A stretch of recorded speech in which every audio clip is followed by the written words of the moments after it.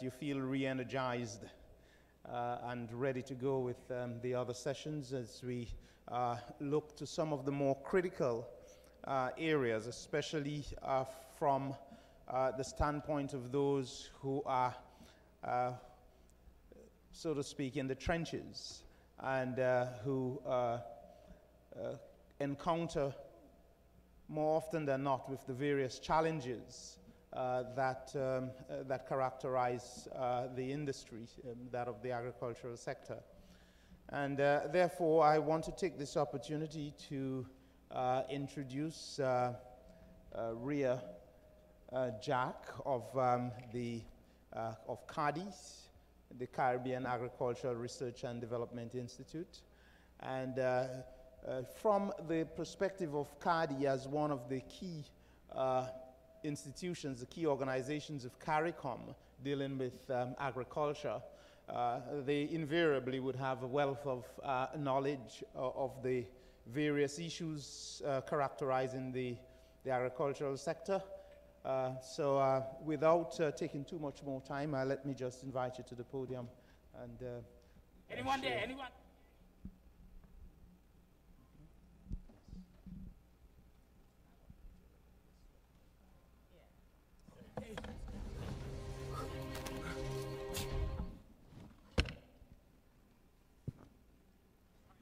See, evening F.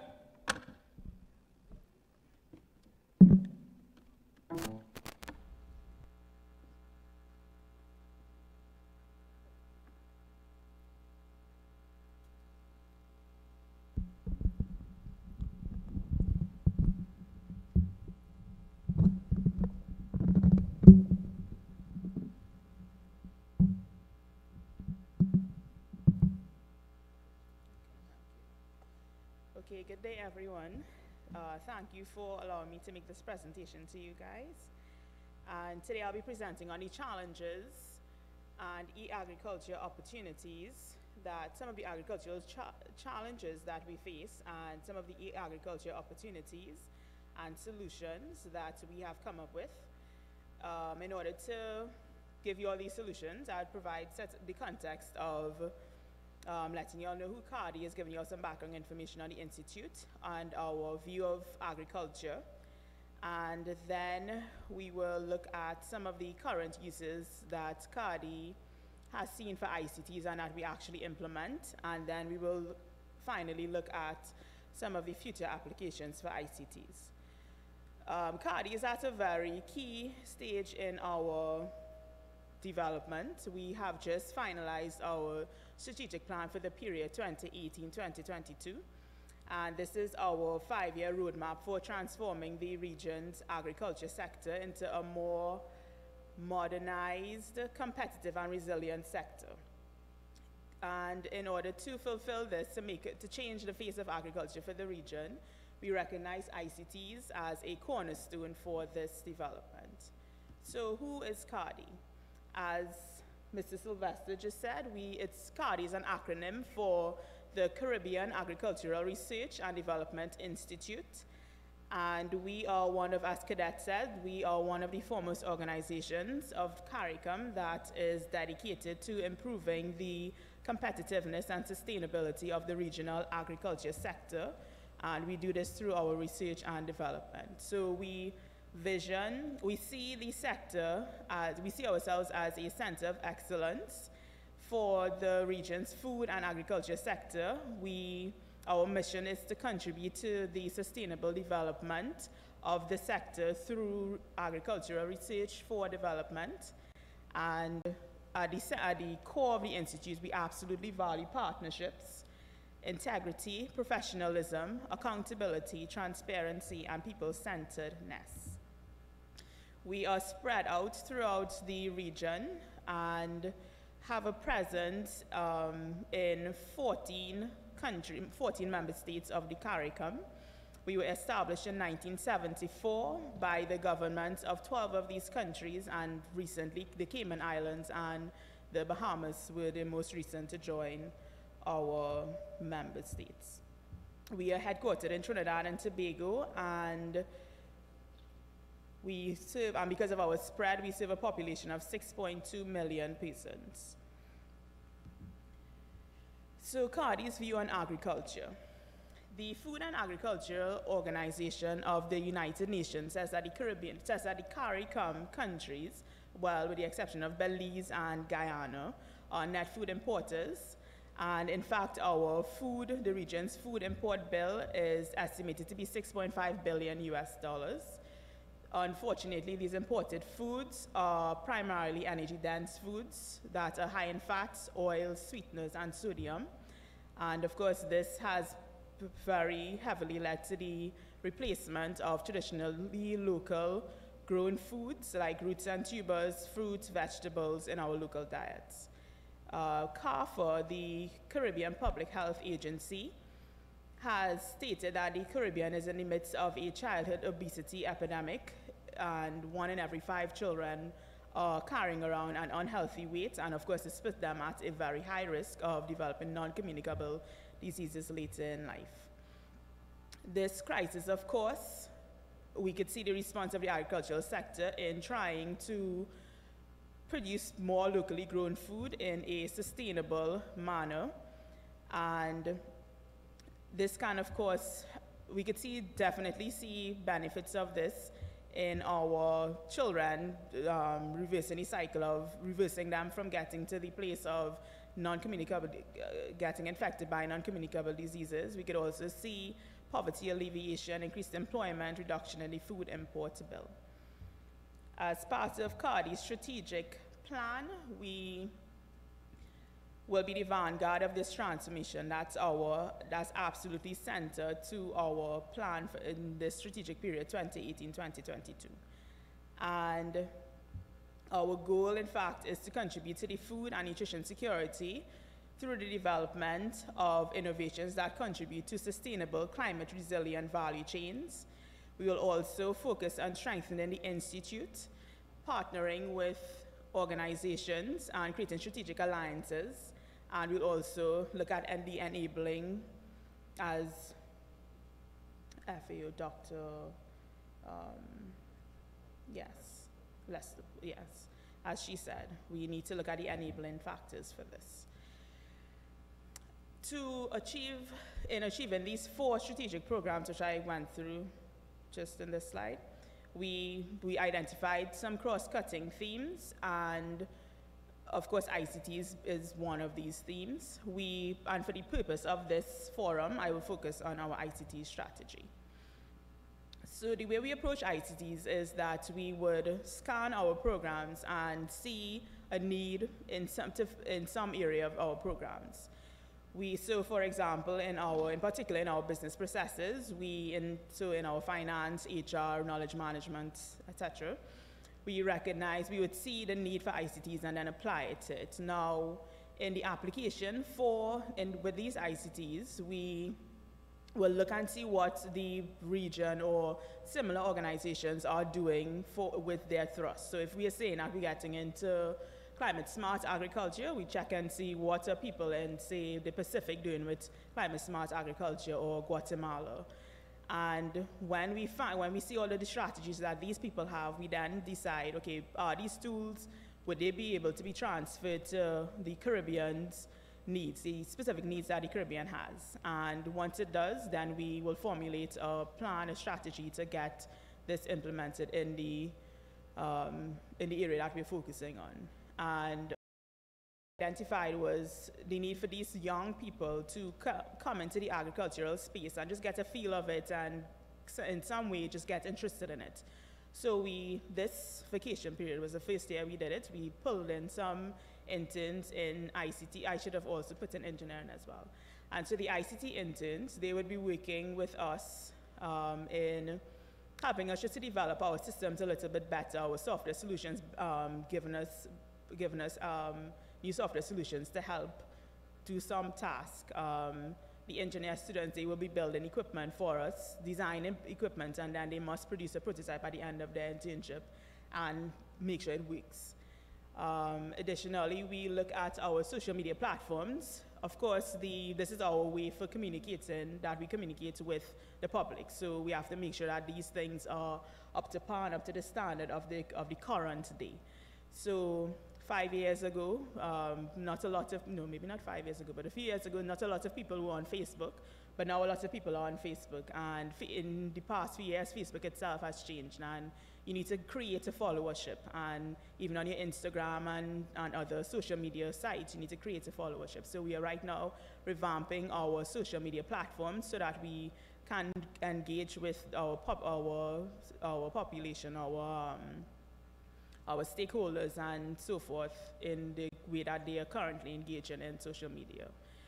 We also are looking at some post-disaster assessment initiatives, well, in particular, a feasibility study on the impact of the storms that were last year on the agricultural sector for the region. The results of this feasibility will be presented at the Caribbean Week of Agriculture, so I can't actually give much details about that one. We are also getting into big data analytics, and the big data analytics is just to help us to, one of the things that someone would have appointed someone, I don't think the person is here right now, but they were talking about there being a lack of data in the Caribbean, and we recognize that one of the reasons for this is because not everybody, there isn't one central location that you can find a lot of data on a commodity or on some issue like a pest management strategy or whatnot. We recognize that there isn't a lot of access to that data. So what we're trying to do right now, we're focusing on the coconut industry, is to pull together all of the data for the industry and then analyze it and come up with some forecasts and projections for where the industry is going. And that's just for right now. We also are getting into game development. These games are currently, the point of them is to teach young people some of the pest management strategies in the coconut industry. So it's not a very boring game. It is akin to like a Call of Duty game, or just a very interesting game where you are in a coconut field and you are trying to kill the pests of the industry by using the actual things that you would use to kill these pests. Also, we are I put virtual and augmented reality, but it's not quite virtual reality just yet. It's just augmented reality. And again, this is for the coconut industry. I will be presenting on this later on in the week on Thursday, I believe it is. We are looking at using this to help us to help with land use for the industry. So if you have a plot of land and you need to figure out, okay, what are the best places to plant a coconut tree, then you just do an analysis of the field, and then you stick in where you think, with all the algorithm will stick in where the best place for planting the coconut trees would be.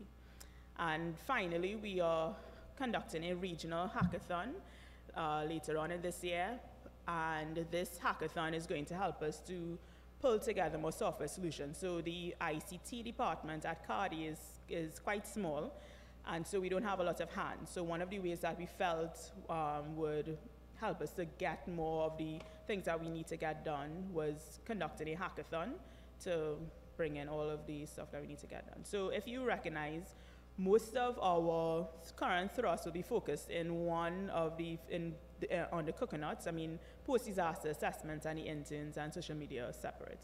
But so this will definitely form the expansion of our thrust in ICTs in the coming years for the strategic period. We will look at precision agriculture and climate smart agriculture. In particular, we will look at, on the precision agriculture, we're trying to get more into geomapping and using satellite and using sensors, to collect data. Right now, we do use some of these equipment in precision agriculture, but we do not use them to their full extent. So right now, we're just going to use the data that we have collected to try to direct our strategies in different commodities, designing resilient commodities and such. Under disaster resilience, we are looking at creating models. So we are currently in post-disaster assessment of the agricultural sector, but we're looking into building models for early warning systems for the agricultural sector. For the data analytics, we are aiming to not just focus on the coconut industry, but also expand it to the other industries where, say someone says, okay, the strategy that I use for pest management right now on breadfruit is X, and but then we don't have solid fact that that is actually the best method for it. So we're just trying to pull together all the data, all the historical data in the sector, and make some sense out of them, and rather give projections as well for them. We are also getting more heavily involved in GIS and GNSS. In fact, these two, is Geographic Information Systems, and GNSS is Global Navigation Satellite Systems. GNSS is pretty much just using satellite imagery to take images and make use of them for the sector. And so, coming out of the feasibility study that we conducted for post-disaster assessment, we recognize that there's a lot more that we can do for the industry using this technology. We see that not a lot of the data on our maps are well labeled, so we are trying to get them labeled and create more data on our maps. And in the transfer technology, we are looking at modernizing the extension services, which Dr. Listra also would have spoken about as well. Okay, and so pretty much that's CARDI, and that's the way we are dealing with ICT. So we are recognizing a need for it in a particular sphere of our operations. And once you recognize the need for it, we check, do our research, and make sure that what we are going to be using is actually applicable to the sector and to our exact needs for the region, and then deploying it. Okay, thank you.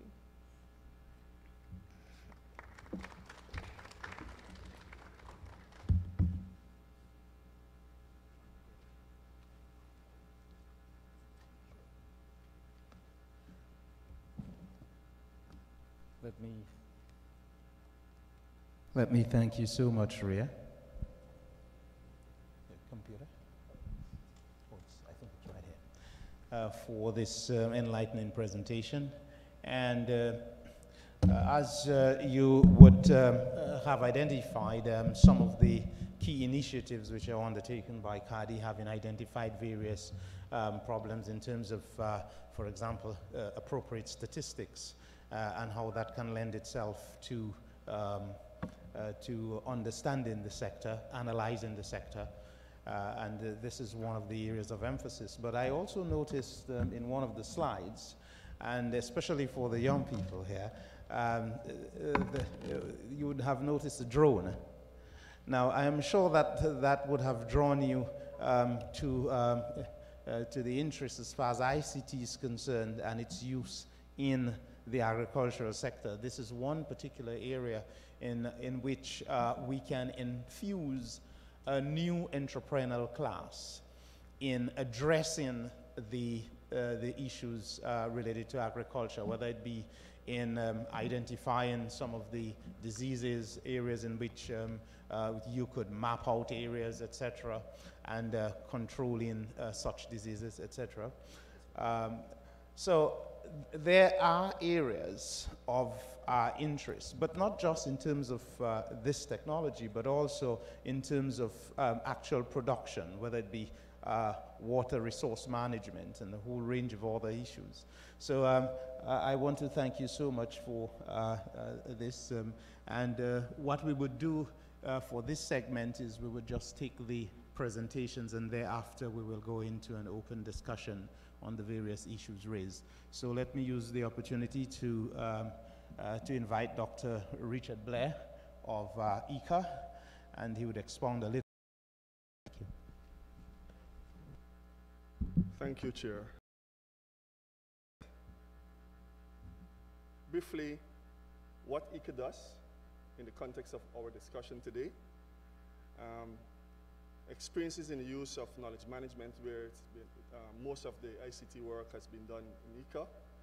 We look at some experiences in countries, and then looking forward at some of the things that we could do going forward.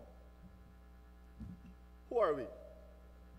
We are a specialized agency of the Inter-American system, and our efforts support member states in achieving agricultural development and rural well-being. What we do, we work in a variety of areas, starting from institutional strengthening all the way to corporate management, but I've taken liberty in putting in bold some of the areas that speak more directly to our discussion today. So the area of capacity building and development of human talent would be central in this discussion as well. Management and use of knowledge, central to our discussion as well today. So these are some of the areas. Consensus building and coordination of stakeholders, among others.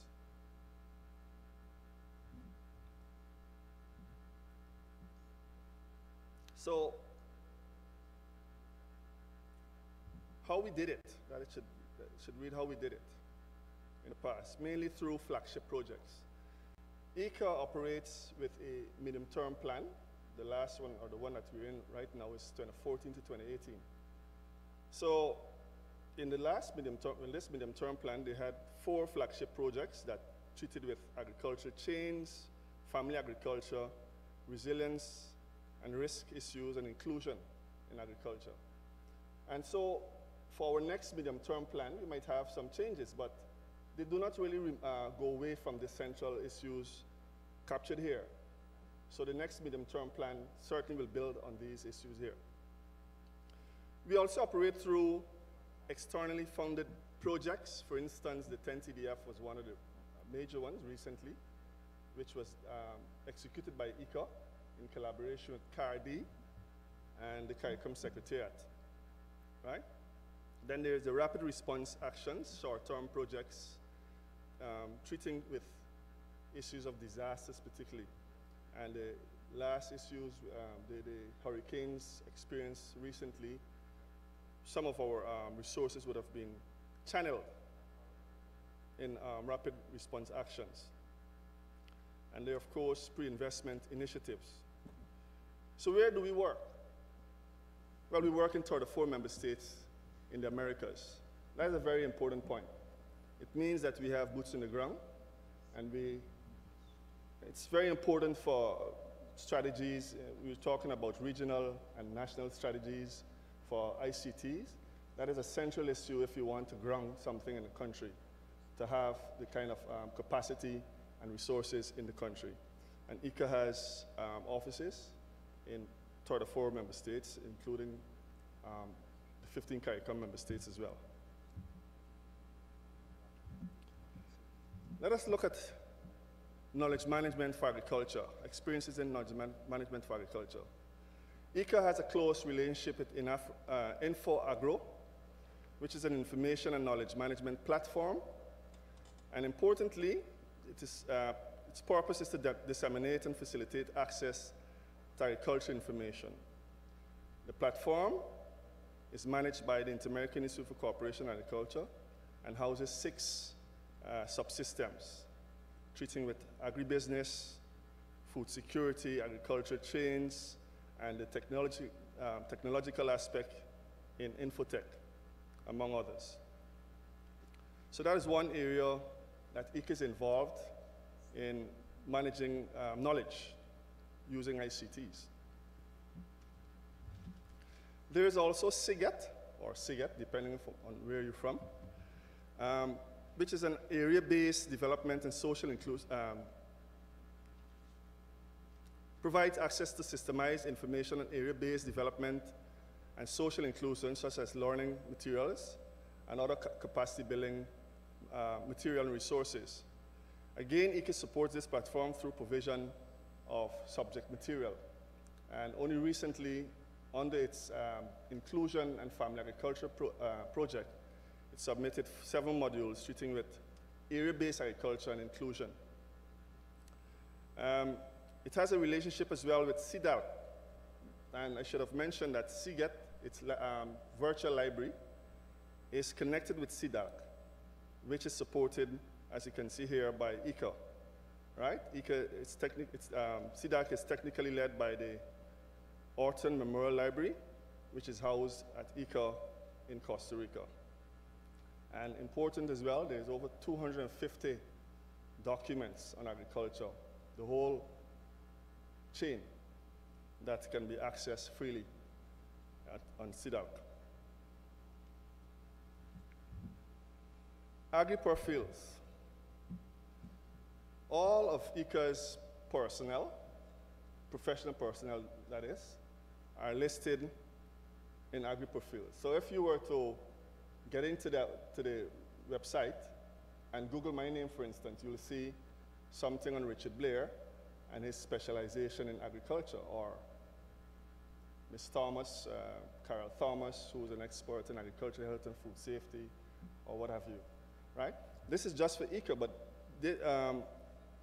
it captures a whole host of persons and resource personnel in agriculture across the world, right? So if you're interested in a specific area, you put that information in, and you were able to access a plethora of sources that you could follow up to in pursuing your objective. Then there's Access Agriculture, which is an international NGO which showcases agriculture training videos. And ICA is a major sponsor of that NGO as well. Continuing the area of e-learning, there is IMARC, whose main objective is to develop the capacities of individuals and support institutions worldwide in effective knowledge and information management. And ICA is a member of the steering group that coordinates IMARC. All right? So, on the side of knowledge management, ICA has been very involved in coordinating information in agriculture using ICTs, platforms, libraries, virtual libraries, and that sort of thing.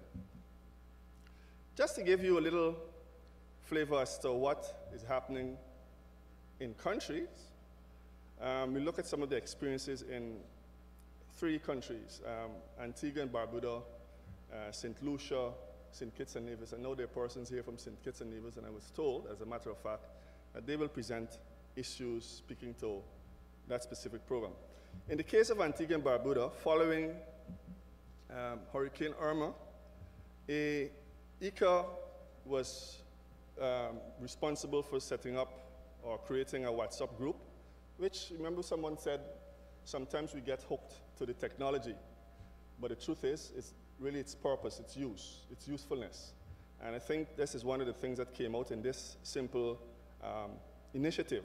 There was a WhatsApp group for sharing information among stakeholders, and it was found to be very effective, useful, and timely in that regard. In the case of St. Kitts and Nevis, which I alluded to earlier, through ICAs, we spoke about how ICA operates. There's the Rapid Rural Rapid Response Action. That was one of the ways our streams ICA would operate through. And they had the St. Kitts and Nevis Agro-Commerce Agri-Producers Online Marketplace, which was supported by ICA, right? And the idea behind that was to link producers to market, right? That is the purpose of all these technologies, to do something for the stakeholders, the operators. So this was one initiative that ICA was involved, and it will be expanded on, I understand, by personnel from the ministry in St. Kitts and Nevis. Suriname, there was the Web 2 Tools training program, where 22 women producers improved their knowledge, capacity, and skills in the use of Web 2 tools for the online promotion and marketing of their products and services and networking among various clusters. Again, the central thing here was linking producers to markets. There's always a concern about having produce, no markets are not accessible, markets not being accessible. This we find to be a very useful tool in linking producers to the market. All right? 22 women were trained. I think that was a significant amount of persons, recognizing that these women are from clusters, right? So if you multiply that, you can see the kind of ripple effect that could have in marketing products. I selected to present the one in St. Lucia last because of this issue of aging farmer population, and the need to involve youth, and the fact that youth easier connect with technology, right?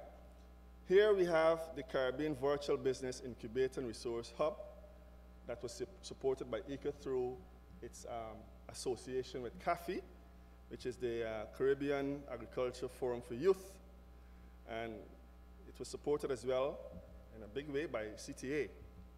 So what this thing is about is a virtual business incubator that would address information knowledge challenges that entrepreneurs face in developing their entrepreneurial capacities.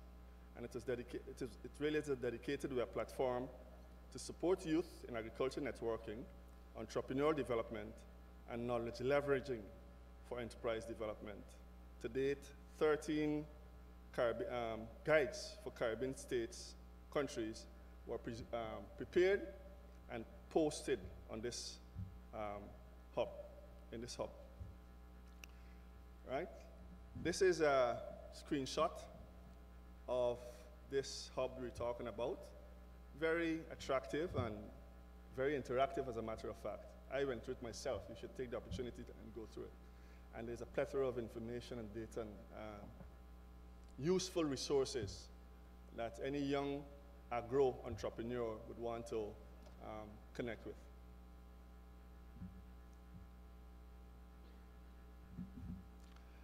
The next experience issue I want to touch briefly on is a project that was supported by ICA through its Secretariat for Planning and Evaluation, right? The name of the project was Experiences in the Use of Text Messaging Services and Mobile Telecommunications in Agriculture Markets of Costa Rica, Ecuador, Trinidad and Tobago, and Uruguay.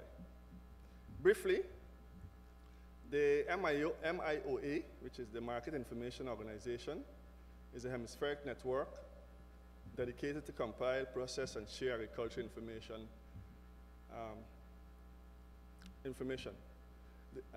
ICA operates its technical secretariat, and some of the countries that belong to the MIOA have developed technological tools, and some have gone along the way further than others. And those identified were Costa Rica, Ecuador, Trinidad and Tobago, and Uruguay. And so the idea was to find out what were some of the things that they were doing right, and what were some of the challenges they were experiencing, so that they could replicate this thing possibly in other countries and do it better, so to speak. So with support from ICA, among others, an evaluation was conducted in the mobile messaging service offered in the identified countries. So CEPI at ICA provided supported MIOA is systematizing the results. The objectives of the exercise were to learn from the experiences and analyze successful cases and identify opportunities for application or improvement. So, zoning in on the case of Trinidad and Tobago. And I know Dr. Margaret Bernard is here, and she will be able to fill in. I think she was the person responsible for the creation of NAMIST. Am I correct? No, we supported it in some way, I suspect. Thank you. So what they were trying to do, the evaluation focused on the services business model and its sustainability and effectiveness in providing timely and reliable market information to small and medium-scale farmers. This consultancy was carried out in coordination with ICA and supervised by ICA as well. Lessons learned.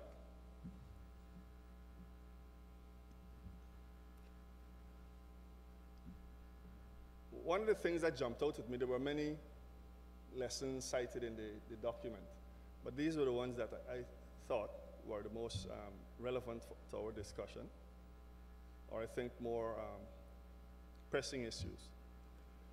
It is not only about using the most up-to-date technology to improve processes.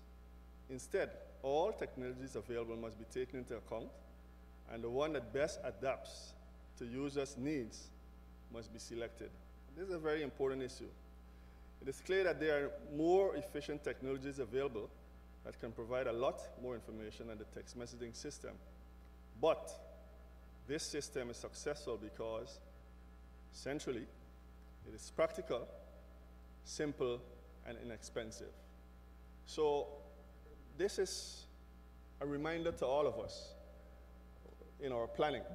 Whatever we plan, we must be mindful of the fact that these things must be accessible to ordinary farmers and ordinary stakeholders. It must be, very importantly, practical, simple, and inexpensive. The second issue or lesson learned was that extension workers and public officers must participate actively in promoting the usefulness of products and services. So sometimes you have good products, good services, probably worked other places, but because down the chain somebody didn't support it, it wasn't advertised properly, it wasn't supported well by the other support people, it didn't fly, right? And I think this is what it was trying to say here, bring out in that statement. So, following on those lessons were some recommendations.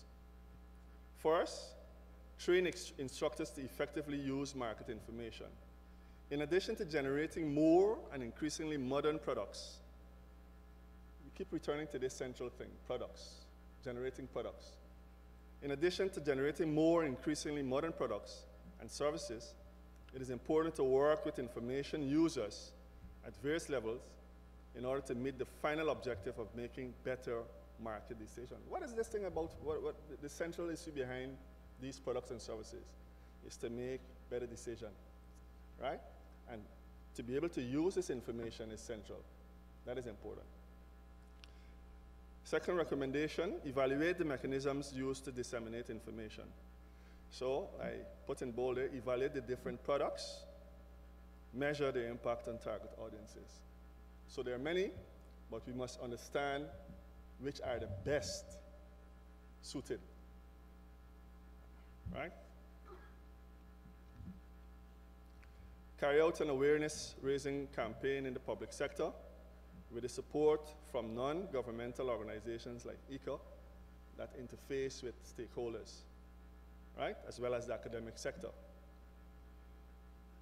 And finally, develop a strategy to strengthen the SMS system. Despite the system's success, in view of its low running cost and based on the evaluation that was carried out, improvement plans be implemented to increase its effectiveness and especially its coverage, right? So sometimes this was taken out from the study, right? You have good products, people acknowledge, recognize that they're good products, but the coverage is not wide enough, right? Looking forward, I'm saying ICA is well placed to deepen support in the agriculture in the region. Why? We have a physical presence in 34 member states in the Americas. Again, that is boots on the ground. It's a central issue. It is an important, invaluable, very important issue when one is trying to ground strategies in a country, right? And you have the resources to back you. So that's one of the reasons I would say ICA is well placed in that regard.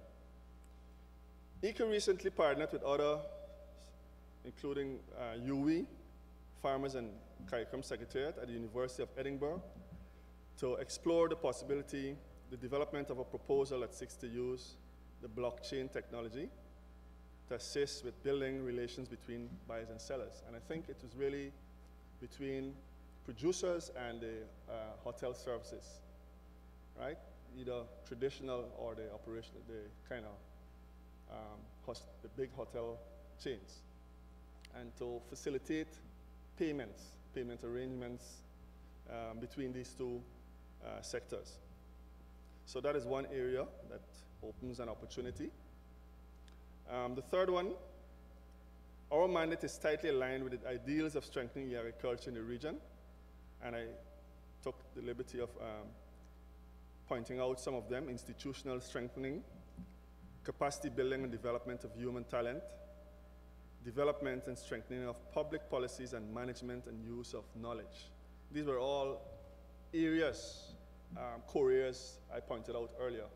And we think that these are areas that would be tremendous use to the process going forward in facilitating ICTs in e-agriculture in the region. We have vast experience in leading, coordinating efforts in e-agriculture at both project and institutional agency level. And I showed you examples of that in FAGRO, CDAC, CGET, and the like, right? Finally, this is just underlining what I said earlier. EK is well placed to support the follow-up actions of the forum. Thank you.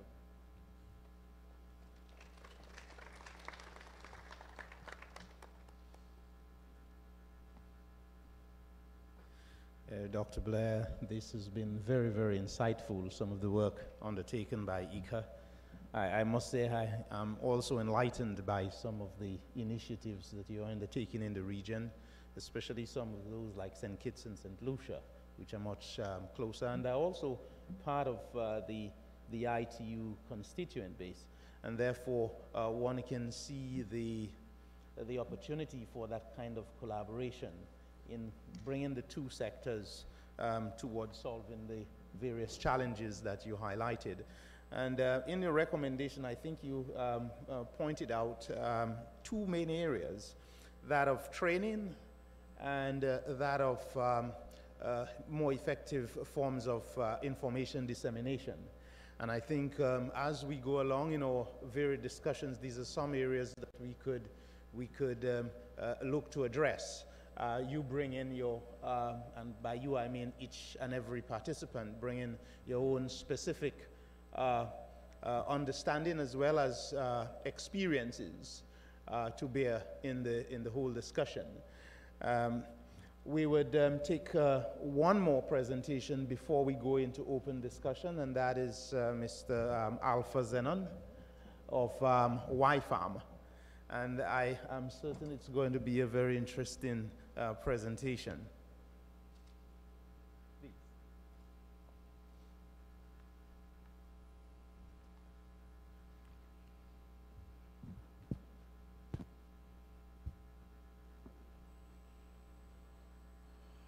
Good afternoon.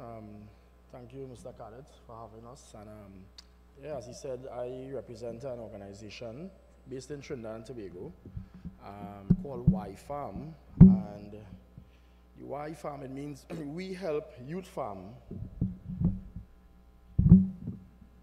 Yeah, it means we help youth farm, and we are a registered, NGO working in the civil society space.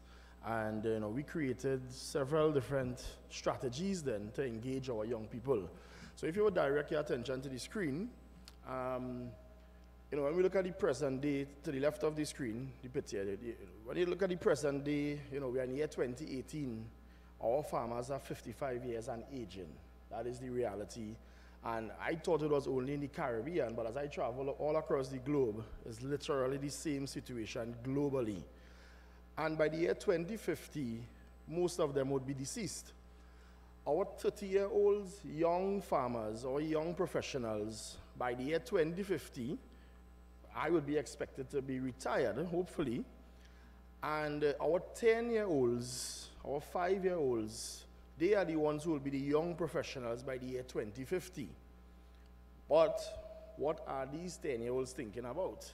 But not just what are they thinking about, what are we telling them to think about? What is the media telling them to think about, right? So the big question remains, who will feed the 9 billion population by the year 2050? Now, what is the population of the world right now? 7.3 billion, right? And if that is not an alarming thing to you, then you have to check the maths, because by the year 2050, we expect it to be 9 billion, and our 5 and 10-year-olds are not really thinking about agriculture. And I could get into that as to why they're not thinking about it, right? So what at YFAM, what we have done, we have created some strategies, using agricultural, educational, entertainment, right, to really direct their thought process and to make agriculture agriculture, and ensure that this younger generation is able to adapt this culture of agriculture, ensure that they look at it and find their why. So a lot of what we do is focus on the why and then the how. For too long we have just been, have a program, kids would come, teach them to plant agrobox, hydroponics, you name it. All the different technologies is all cool. But do they find a why to resonate in them or with them, that they could now take up this and say, yes, I'm going forward, I'm going after, to become something in agriculture as I grow up? Because 3-year-olds, as we say, don't they become a doctor. 2-year-olds, as we say, Mommy, I want to fly a plane, right? And so what we at YFAM has done is that we realized that there must be an adventure to encourage youth in agriculture, starting with a main character who's branded as the world's most powerful food provider. So ladies and gentlemen, boys and girls, we introduce the amazing adventures of Agriman. An Agriman would say this: boys and girls, I'm the Agriman. To feed the world is my master plan. If you plant one tree, you can eat for free. This will guarantee food security. From field to farm, let's let it sprout. Soon we'll see an end to drought. Once we all grow what we need, soon the whole world we can feed. And we created an entire song. Okay, again a little clap there, thank you. So we created an entire song, and one of the, to get into it now and understanding it, and one of the strategies in terms of what we use for ICTs is really showcasing and rebranding, using communication, using videos to the mind of the young people. So we could get our attention to the screen here, and I'll showcase. I have like two videos to showcase, and it's really a video presentation and then some discussion. So we could show the video now. Thank you. Ha ha ha! It's all about plastification. Ha ha! And I will plastify the nation. Ha ha ha ha! I'm on a mission.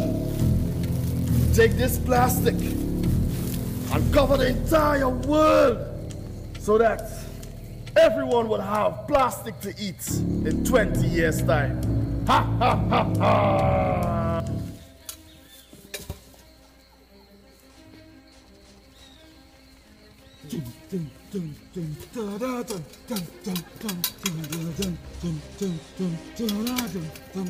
YFAM HQ, come in. YFAM HQ, come in. Photosynthesis, do you read me? Tomato boy, do you read me? Anyone there? Anyone? Can you hear me? Whoa. No one's answering. Running low on energy. Okay.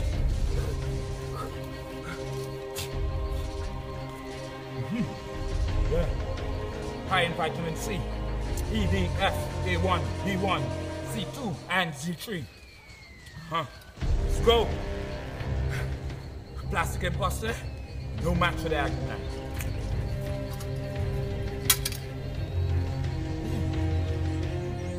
Have my ammunition ready.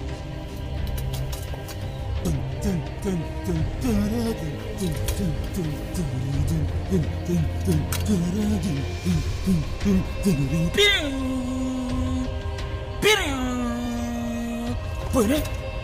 You can see him. 2-3 degrees, heading west. Then 2-3. Do I have the shot? Yes, I have the shot. Receiving the go. Do I get the all clear? No, he spotted me! He spotted me! Bygone bomb! Take that, you imposter! Coconut annihilator! Got him! Got my ammunition!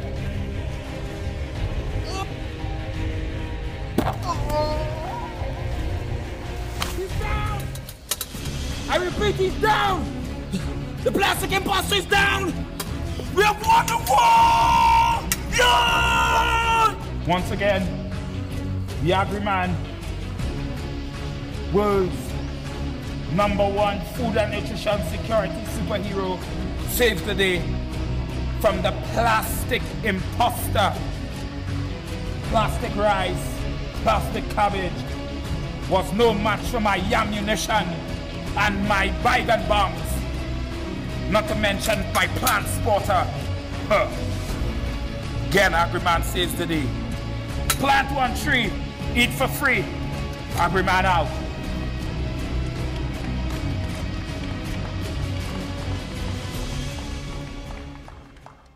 So I guess you all enjoy that, right? So, you know, exactly what we have been talking about is that agri-edutainment. I heard so much of laughs from my colleagues in the back here and cheers throughout the entire thing. And it's about educating the young people, but making sure that they have fun. So they entertain by it as well.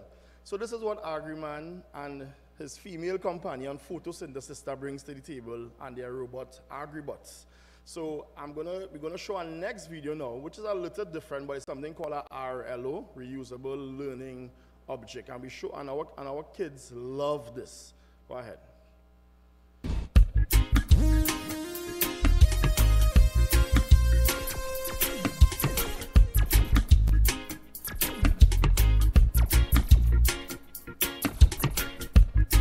I'm a cassava planter, call me cassava farmer. Deep down in the earth when me put cassava. If a man a pass a move it out me area, me a done. So I'm a cassava planter, call me cassava farmer. Deep down in the earth when me put cassava. If a man pass, big stinking thief a man move to the area. With them call him food thief. He never know me when me did tote me water, or when me did apply organic agriculture. Yet out from me feel them dig up me cassava, and when them dig it up, they move it up the area.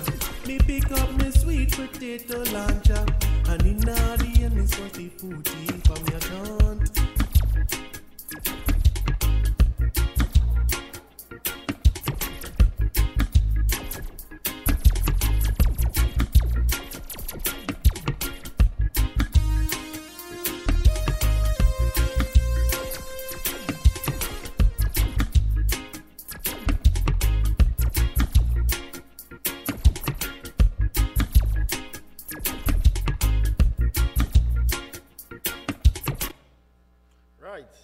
So, thank you. There again, you know, that was another simple use of ICTs to get a message out there. You know, I mean, that song, the music, the cassava planter, was taken from another song. I can't remember, this song? Oh, ganja planter, right. Yeah, you know what I mean? And so the youth will obviously be interested in hearing, they know the beat and they could follow it and they could sing it. And right away we capture them. So what I think is one of the things that we pioneer is agricultural educational entertainment, showcasing to the young people this creative and innovative side. And you know, just that communication strategy that could reach them. The first time I heard the word food security was when I was in UE. And that's a big problem. Like in my second year in UE is when I heard food security. So we talking about around the region, we trying to tackle this, and you telling me that I'm now hearing this when I'm about 25 years? No, we behind. So we say at YFAM that we can't wait until university to teach the children about food security, nor can you wait till they get a PhD to learn about climate change adaptability. What is wrong with learning about that in kindergarten? No, it's bringing it down to them, of course, as they would see via the videos, And here we have coloring books and comic books, you know. And of course, these have been working, but not the full capacity that we wanted to work. So our next step with this is, of course, is animation. So we are trying to scale up the organization in animating Agriman, getting an entire video, and one of these days we'll go into movies, go into the theater and look at Agriman Adventures.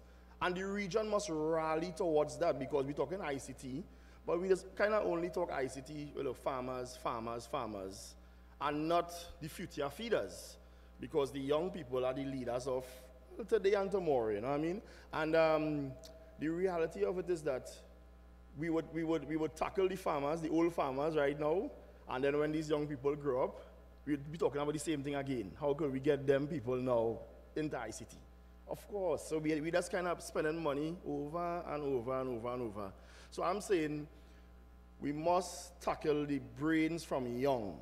When you look at the movies, right, you see the doctors and the lawyers and the engineers and the pilots being, I mean, and that's what the children are looking at. When you look at the cartoons, that's what they're seeing, right? They don't see a farmer. When you see a farmer on a movie, think about it. You see, you know, you're going up there you're going up to your dad, you're going up to a farm with your dad, and you're going on a ranch, and the child saying, "Do we have to go there, Daddy? Ew!" And that is the image that will be portrayed. So that is what will come into your brain naturally. So that is the last thing on your agenda. So we at Y-Farm now, we are trying to use the ICT tools that we can use. We expect to develop an app. We are working towards that. Of course, fundraising is always a big deal.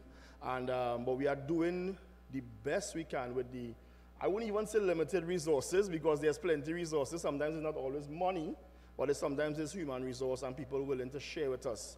We have taken this project as far as Australia, TEDx Amsterdam, do talks all over in the UN and whatnot. So you know, so we really want to showcase that ICTs don't only have to be used, right, for old farmers in terms of, yes, the apps on the smartphone and whatnot, but let's not leave out the children, because they are the ones that you have to formulate their brains and recondition their brain. And I say recondition because it was conditioned otherwise by our, I don't know, forefathers or whoever. And that marketing that the industry needs, that rebranding, you know, those videos would show you, well, the farmer is the powerful person. Agriman is a farmer, right? Photosynthesis, she's yet to be launched. We are actually launching her in 3 weeks' time in Brazil at a global conference called the Thought for Food Global Summit. And, you know, we are moving on up. And, you know, my message today is that we have to focus on the children. We have to bring, you know, using the ICTs to communicate to them. Because the reality of this is that them children want to be able to pull this up on their tablet. They want to pull this up on their phones and learn from this, and not really this paper thing. I mean, this is the best we could do, so this is what we are doing right now, right? So I hope, you know, something which I've said today will resonate with some of you. And, you know, I am happy to have been able to have the opportunity to share this work. And, you know, hopefully I could connect with some people throughout the week while I'm here. Some of the things which we do, we launch in other countries as well. And we take on young people who's excited about these things, you know, like you guys, you know, excited. You should be able to bring this to Guyana and showcase this to the kindergartens and whatnot, right? So, and you know, somebody here could be the photosynthesis or character, and somebody could be the agriman, and that is what we have to do to save our region, because food security, food and nutrition security, ain't no joking business, and it ain't no laughing matter, you know what I mean? So, thank you very much, and I hope you guys enjoy.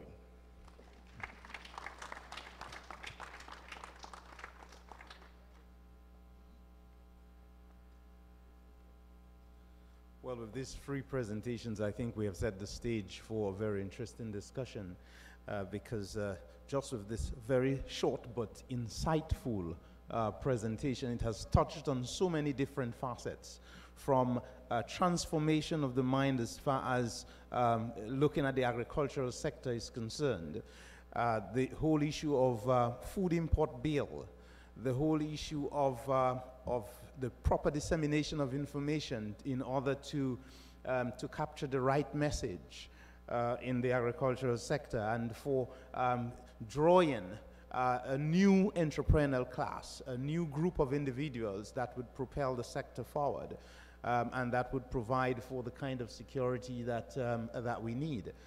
So I think these free presentations that from CARDI, from ICA and YFAM have set the platform for an open discussion. I am sure that you have a number of issues that you may want to either highlight or share or ask questions about. And that is the essence of this particular forum, so that we can mold the different ideas into a construct that would bring about the change that we desire. So the floor is open up to you at this point in time.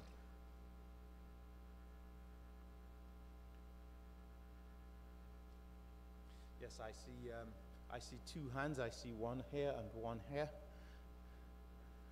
Let me just get the microphone first.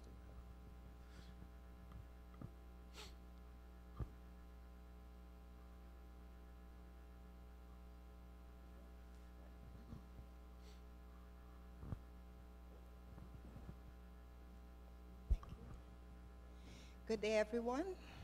Good evening. I am here because I was watching TV and I was captured by what I heard today, and that's why I got here late, so I was for the afternoon session. And we had a first expo in this country, and I, farmer, along with my spouse, and we had a very good production that we took to expo. And that was the first and the last time we took our production there, because we had a very bad experience. Now I'm going to name this person, and I didn't come here because I didn't want to call a name, but Mr. John Wilford was in charge. And the product that we had, it was some nice becquerels and lovely cabbage, all organic. Someone overseas, he said it was some Chinese firm, saw it on TV, contacted him, and wanted to do business with us. But we must do the planting, give him the goods, and he will do the business. And because we didn't agree, everything fell through. Now, I took my own money out of my pocket, and I took him to the farm because he wanted to see the farm, where these goods are coming from. All transportation, everything I paid. Took a lot of pictures, and he have pictures to me. To this day and date, I haven't got one picture. Every time I go to agriculture and ask him, he could never find them. But he could find other pictures to show me, but he's going to get to me. He's never gotten to me up to this day. So I turned my back on everything, just plant and go to the market and sell whatever I have.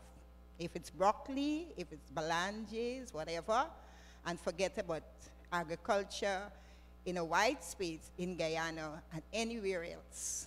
I went to Forum at the Tower Hotel. I stopped going to everything. Since then, today, I am here because it seemed kind of interesting to me, and I come here to see what we can get out of what is happening here. And my grandson, he also plants, and he wanted to come along, so we are here. One of your guys was talking about the marketing, different places and so I am getting the feelings that we can contact whoever, you, them, whatever, where we have to go, because I wrote down where I can meet someone, either online, and I hope they take it from there, and I wouldn't have to go through what I went through before, and my little generation that is coming up will be able to have a part in agriculture and reap the benefits. As you can see, I'm big now. My grandson, he is a year and plus, and every time I go through the door, he starts throwing out the cutlass, and I have to say, baby, I'm not ready as yet. Never mind, he throws everything outside because he is ready for planting and weeding, and when he comes outside, he got a piece of stick, and he's chopping grass. So I do hope that my family and other families like me can reap the benefit from this program. Thank you very much.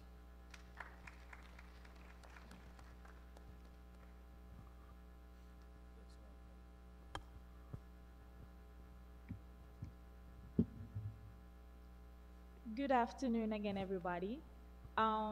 First of all, the gentleman from YFAM, good job. I really enjoy your production. And I stand with you. One of the things I've been saying is we really need to get agriculture involved from the younger generation, probably in starting from primary school. Because as you said, today, most persons who are in agriculture are elders per se, and they would have adopted this sort of mentality of sticking to traditional ways in agriculture. So it's very difficult for us to implement these strategies in ICT on them, which is a challenge in particular. So if we start from the younger generation, they are the ones who will be able to come and push the ICT to that level that we wanted to get. My question is in terms of those persons who are already seasonal farmers, traditional farmers, laggers per se, how are we going to get them or change their mentality and encourage them to adopt ICT in the furtherment of their production? Anybody can answer that for me?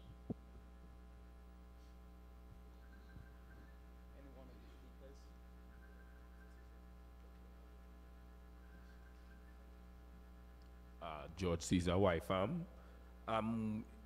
With respect to your question, I'm thinking it's more about practicality.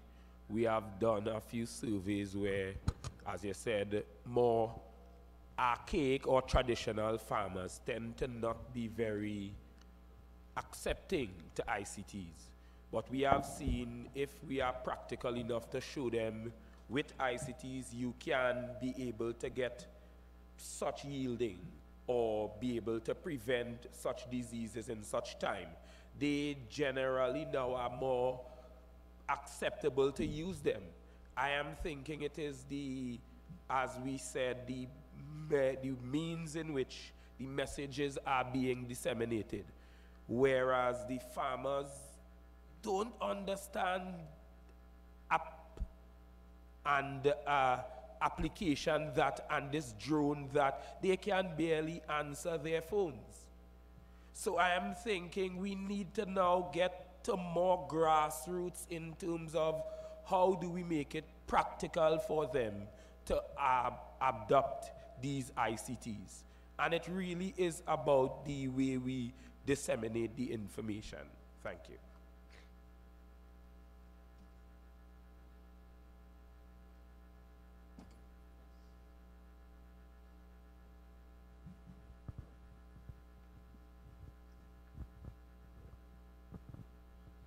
As we go along, let us try to concentrate on some of the challenges and some of the ways you think that we would be able to address them. Ladies and gentlemen, a pleasant afternoon to you all. My name is Vinay Punwa. I'm from the Ministry of Agriculture. I would like to first of all begin by expressing my gratitude to all the presenters. Your presentations were very informative. I've certainly learned a lot. I would more so like to focus on the presentation done by, I didn't get his name, this kind sir from Trinidad. I really liked your presentation. I think you're hitting it right on the spot. And I agree with you 100% that our region is in dire need of more emphasis being placed on the importance of agriculture. And it should start from the youth. I am of the opinion that we need to change the mindset of people in general, because it's just my opinion that people outside the field of agriculture, when they think of agriculture, they view agriculture as simply the rearing of crops, the rearing of animals, and the planting of crops. Layman's work, as we say. And agriculture, as most of us would know, is one of the most diverse fields. And it is arguably the most important field in the world. Without agriculture, we have nothing. So this agri-man idea is going to be very, very helpful for the Caribbean region. And we need to place emphasis on the ways in which agriculture can be used, not just in the rearing of animals and planting of crops, but as important as it is. Thank you very much.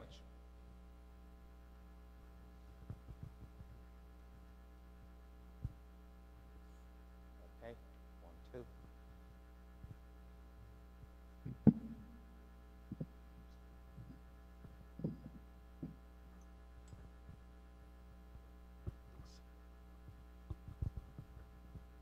Thank you.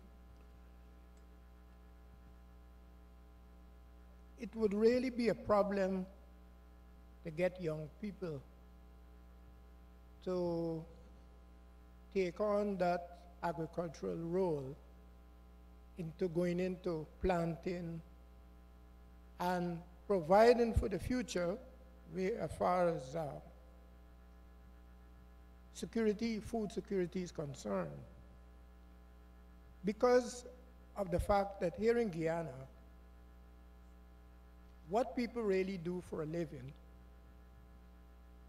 is more demand-driven jobs. It's more where the job market is likely to grow. You qualify yourself there. And to change the mindset of young people into going into farming so as to prepare Guyana for the future and the world at large will call for training. And not just training, but showing young persons what will be coming out of this training, what they're likely to earn. Because that seems to be one of the problems, the earning aspect. If they can earn a substantial amount of money from farming, it's most likely they may go into that. But it's not easy. It calls for a lot of training and education.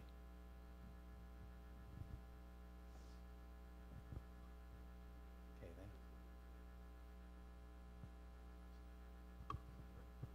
Good afternoon. Thank you, Kyle Court, Nari. 2 points. Expanding on the young Mrs. area here of starting from the primary, I would say we need to start from the nursery and even younger, because I've seen children looking at Pepper Pig and emulate Pepper Pig. So if we start at that level, they will tend to emulate as early at that stage. 2, if we're to transform the knowledge of agriculture, we need to have pilot projects. We need to have farms where we concentrate heavily on agriculture, so farmers can see and compare. They can compare the results achieved from those farms that had been involved in agriculture as compared to what they're doing. So if they have something to compare, they will easier be convinced. Thank you.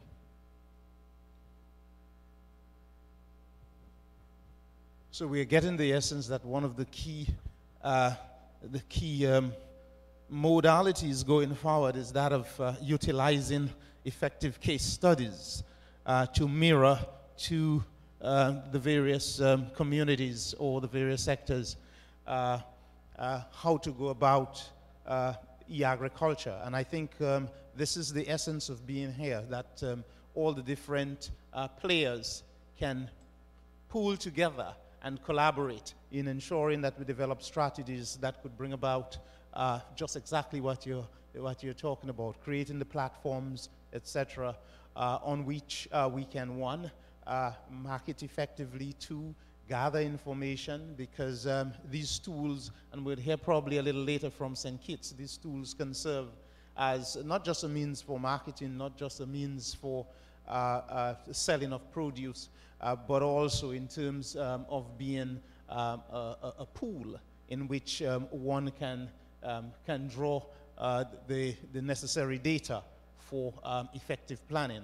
And probably as we go along, maybe you would hear a little in terms of strategies related to integrated development approaches. And I mention this because the agricultural sector, for all intents and purposes, it's intertwined with the tourism sector. It's intertwined with the health services sector, health and wellness. And therefore, just by touching on agriculture and ICTs, these two sectors, and then intertwined with tourism, intertwined with health, etc., you can see the importance of ensuring that you have a well-tailored sector utilizing ICTs. So I think I've said a mouthful. There's one other person here. Yes. Good afternoon, everyone. My name is Howard London from NARI. I would like to congratulate the previous presenters. I think your presentation was bang on target, but I think beyond where you're going, what you're doing is the foundation. But I think we would drop the ball if we stop there. We need to see more government policies put in place for youths. If you grow up and you fall in love with agriculture, you really like it, when you finish, you go, like in our case in Guyana, we have the Guyana School of Agriculture, you go to the University of Guyana. Then what's next? I think we really need to see strong policies across the region to support these young people who are desirous of getting into agriculture field. And I'm speaking of personal experience. When you need financing and access to education, to land and marketing access, you might have all these academic experience. But really and truly going out there and putting it in practical is different. It's a different world out there. And we need to have strong policies to support these kind of, this kind of growth for youths in agriculture. I think this is a very powerful intervention, and I'm sure that you all would want to expound on it a little later. Thank you very much, Selby Wilson from the CTU. I was very impressed with the presentation I heard, but the thread coming through the presentations really demonstrates a need not only for agriculture, but a need for governments in the region to begin looking carefully at the educational curriculum and determining whether the curriculums need to change in order to prepare our people for the future. And that's what I'm getting out of this thing here, that we really need to transform our societies. We need to revisit the things we've been doing in the education sector.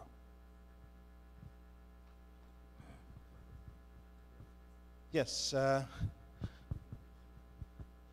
Oh, yes, you could go ahead from here. Thank you very much. Good afternoon, all. I think the last comment prompted me to share just a little experience. But first of all, let me congratulate all the speakers on the presentations before. You're not hearing me? It's not clear?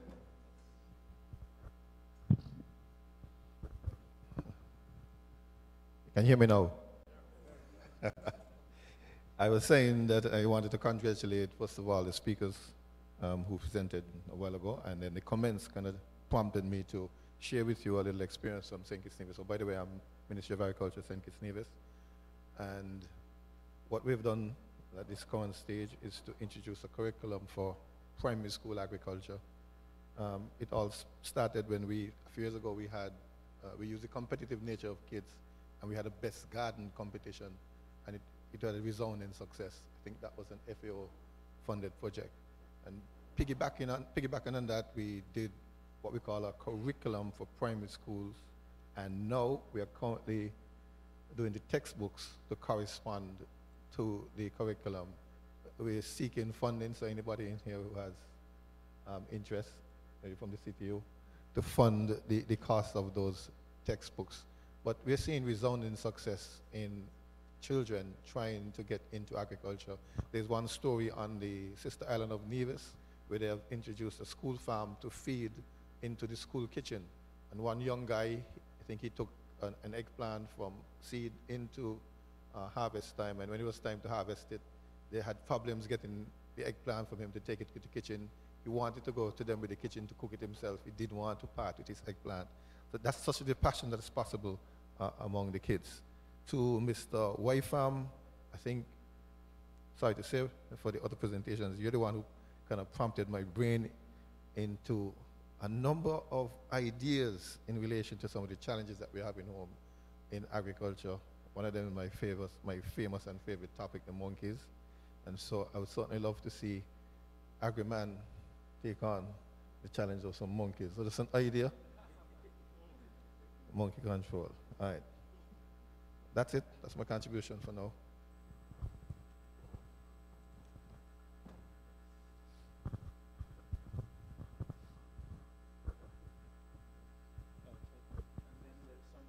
Hi, pleasant good afternoon to everyone. I represent a group of young entrepreneurs, and we plan to acquire roughly 10 acres of land from the Ministry of Agriculture to go into agriculture farming, because we see that food is the most important necessity of human survival. We just don't want to go into agribusiness to say just export raw materials. We want to create value-added goods so that we can not just export this around the Caribbean, but the world, in like other world economies. Like, let's say for India and China, these are the countries that have the largest population in the world and as a very large consumer base. One of the problems in the Caribbean that we have is not just growing or producing these things, is creating value-added goods, and as well as developing a market, a domestic market, that we can develop such businesses. But I think I love the gentleman's presentation that he did on agriculture, and I think the narrative that people have on agriculture is that a lot of people don't want to do it, because majority of our young people is going to the IT department because they see that computer is important. But I think a greater agenda needs to be done across the region to promote the agricultural agenda, because people would need food. As you know, Guyana is now going into the oil and gas sector.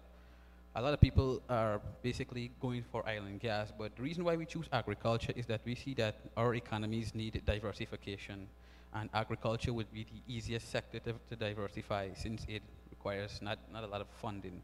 But we also need a transference of technical expertise in terms of things like branding, marketing, packaging, as well as development, and things like growth and etc. So basically everything you wear to everything you eat is growing, from cotton to coffee, cocoa, etc. So we want to add like value-added products, so to promote the Caribbean as a major business region. If I may, that's the add to his point there. So last week we were awarded a grant by Digicel to develop a agripreneur incubator design lab, where young people throughout our community comes to our farm. We set up this small facility, right? Because it's not a whole lot of funds, but simple equipments where young people who have these ideas, that's what we're talking about, value addition, and they could create their product. Because quite frankly, where am I getting $5,000 to buy a dehydrator if I want to dry pawpaw or dry cherry, whatever the case may be, you know? So they awarded us that grant, and we are creating this facility where young people could come and they could create a product, design it through trainings and whatnot as well too, and take it along the value chain straight to the consumer. So that's what I would add, and it could be a model you could look at, and I'm willing to work with you guys on developing something like that as well, you know? Thanks. Sorry, one more point I want to add is that I think a greater agenda needs to push in the Caribbean for the young entrepreneurial class. We need an entrepreneurial class of young people willing to take risks, willing to go into business, to develop the economies of their country. I think we are behind the world in terms of an entrepreneurial class. We need a group of young people going into business that will satisfy the needs of their people in the future, like we say, the next 40 years from now.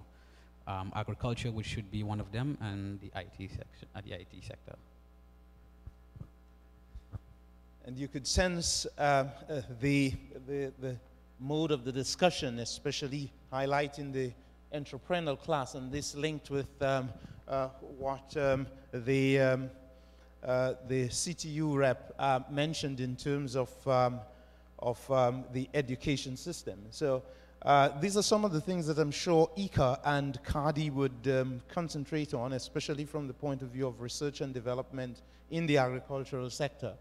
Of course, there are some of the simple things that can be done in the immediate, but of course there are other key elements that would require a lot of support from the various organizations, and that is where effective strategies come into play. That is where effective policies come into play.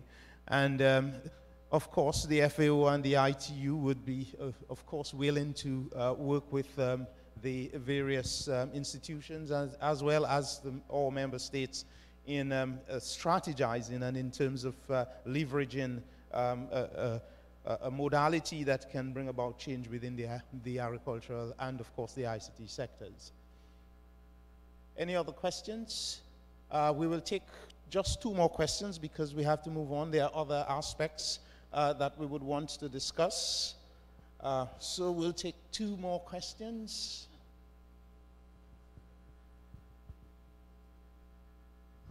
Good afternoon again. I just want to commend the presenters of the presentations to which they made this afternoon, of bringing to bear the language to which the young people understand. The young language that you see them doing all kinds of things. Well, what I suggest to be added is the values that there is in using the agricultural produce. For instance, situation like jamun, who knows the old, come from the old school, the vitamins that are in jamun, the vitamins that are in oranges, the vitamins that are in pears, the vitamin in all these fruits that we're having.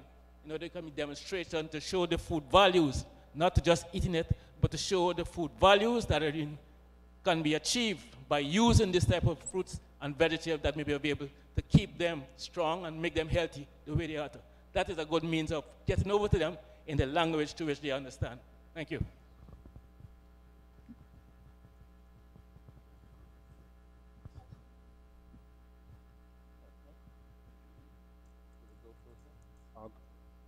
Good afternoon, everyone. My name is Glenn Petty from the University of Guyana. So what I was thinking really is the effects that the technology would actually have on the agriculture sector. Yes, there are beneficial ones too, right? But looking at the fact that we did a course by the name of GIS at the University of Guyana, and most students were a bit reluctant, as in wanting to do the course, because they kind of see it as a bit different from how agriculture is. And these are the young people that's supposed to take over the agriculture sector soon. So looking at that, it kind of shows that there's some sort of difficulty or issue as it relates to technology and these students in the agriculture sector. Now, from that, I was also thinking, basically, from a young person's perspective, most persons see agriculture today as office work. Basically, office, and the technology that we would try to implement to get people into it might have some effect whereby most persons would basically want to stay in the office more than to actually go out into the fields and do these sorts of things. Because looking back at the GIS course, we had to do a bit of mapping, which requires you to go out into the field. No one wanted to go out into the field to collect data. It was a whole lot of complications just to go out into the field to collect data. So I'm wondering, with the technology, how could you also help to motivate persons to want to go into the fields to rather to collect data and to do what they have to do? Thank you.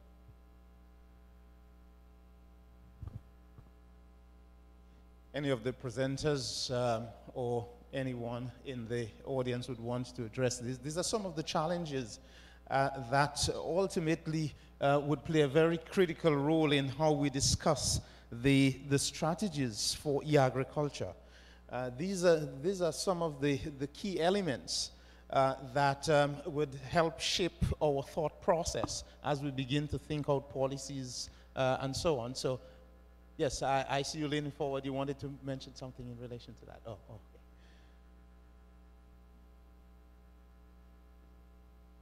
Any other questions or comments?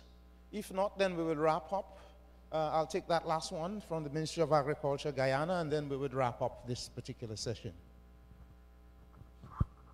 Good day again. I sadly cannot give a concrete response to how ICT could motivate persons to go in the fields outside of allowing them to build an interest in using the actual technology or applying the initiatives, not initiatives, sorry, applying again, technologies in their day-to-day work. The requirement of work will send you to the field. What you do when you're in the field is up to you. You either do something that you think is interesting, or you do something that you actually don't want to. At that point, you should be thinking whether or not you actually wanted to be in the fields in the first place. In all honesty, and from the deepest parts of my soul, I have to agree with my colleague over there saying that we need educational reform. In this forum, there should be a decent representative of different countries. Right now in the Caribbean, we follow the Caribbean Examination Council syllabus at least in secondary school. We might not be the persons responsible for, but I believe that there's enough persons in this room to at least start the conversation of having a reform of not only the agriculture syllabus, but a lot of other subjects. In school, I'm not sure if it's the same for everybody, but I was not taught all of, or the majority of, or some of the careers I could actually get from the subject that I'm studying. Agriculture, as it was said, is a very diverse subject area. But in school, in agriculture, do you know how diverse it is while studying?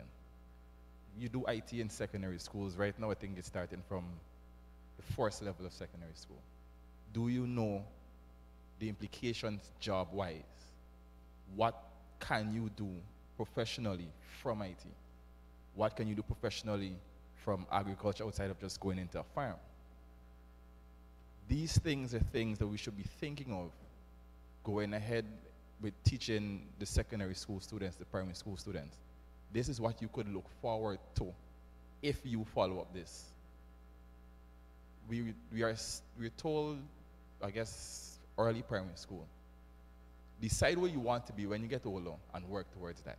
Study what you need to study to be able to accomplish that goal. If we don't know the full amount of possibilities that we have, then what will we study?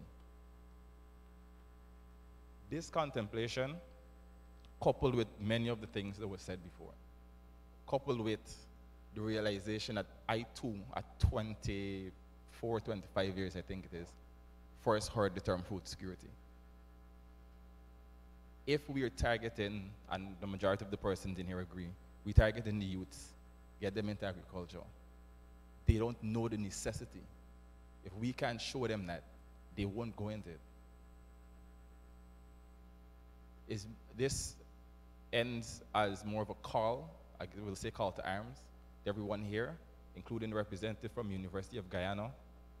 I see no reason why at that level they cannot be incorporated into ministerial activities, actually going to do, let's say, job attachment in the workplace, seeing the various aspects of the jobs they could possibly be doing.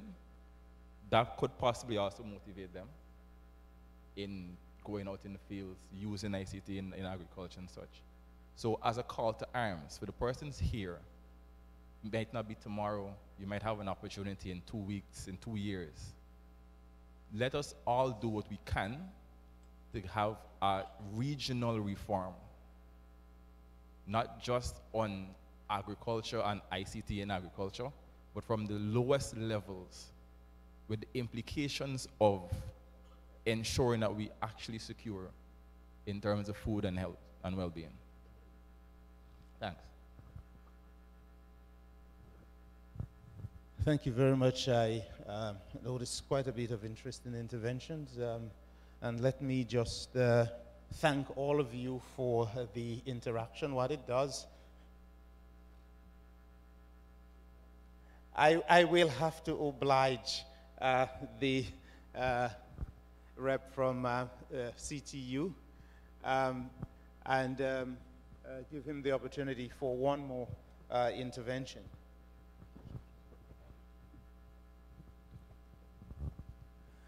I should mention that he was a one-time policymaker as Minister of Finance of Trinidad and Tobago. So he fully appreciates and understands the whole issue of integration and policy formulation.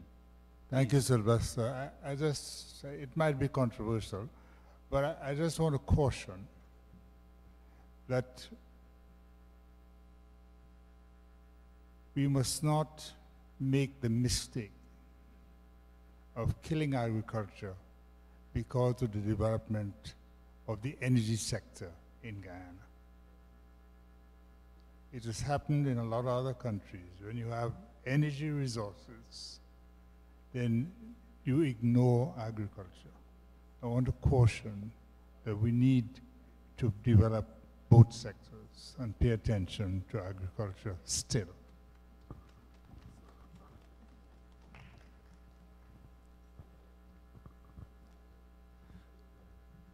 This last very important clarion call, and not just for Guyana, but I think it's an imperative for the rest of the Eastern Caribbean on a whole as we begin to develop our various economies, that we see the social, the moral, and economic imperative for ensuring that we create the environment for securities. And the new buzzword now is resilience in our various sectors. And you can see how economies begin to wobble when they are easily affected by whether it be issues related to climate change or whether the vagaries of economic activities in another part of the world. And therefore, the whole importance of consolidation becomes ever more important. And this is one of the reasons why the urgency for addressing this issue of e-agriculture becomes even more paramount. And therefore, as we go along during the rest of today and tomorrow and even beyond, that we concentrate deeply and earnestly towards coming up with the kinds of the vision and as well as the solutions to some of the challenges that have been expounded on here today.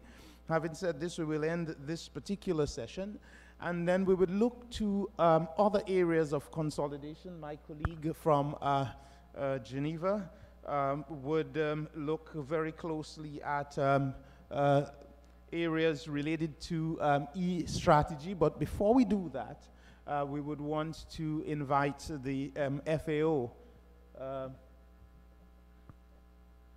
So please, in the whole milieu of things, I have so many names floating on the surface of my brain, so you'd have to again remind me. I do not have my sheet in front of me, but please welcome.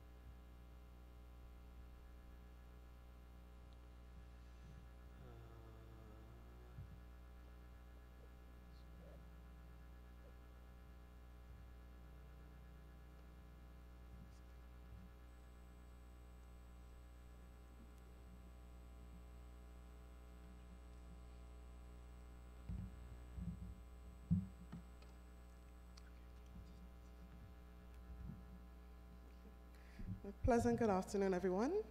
My name is Martina Duncan. I am the Climate Change Officer for the Food and Agriculture Organization for the Caribbean. I am going to present a little bit on FAO's work in digital agriculture. I was not originally supposed to do this presentation, but I was asked at the last minute because the person could not make it anymore. So please forgive me if I stumble a couple times along the way. All right, just some key facts about agriculture and the SDGs. 1 in 9 people on the planet still suffer from hunger. Every year, the world loses or wastes about 1/3 of the food it produces. Women make up almost half of the agricultural labor force in developing countries, but they own less land and lack access to resources. The average age of farmers is increasing, and that has come up a couple times already for the day. There is more than enough food produced today to feed everyone in the world, yet close to 800 million are chronically hungry. 1/3 of farmland is degraded. Up to 75% of crop genetic diversity has been lost, and 22% of animal breeds are at risk.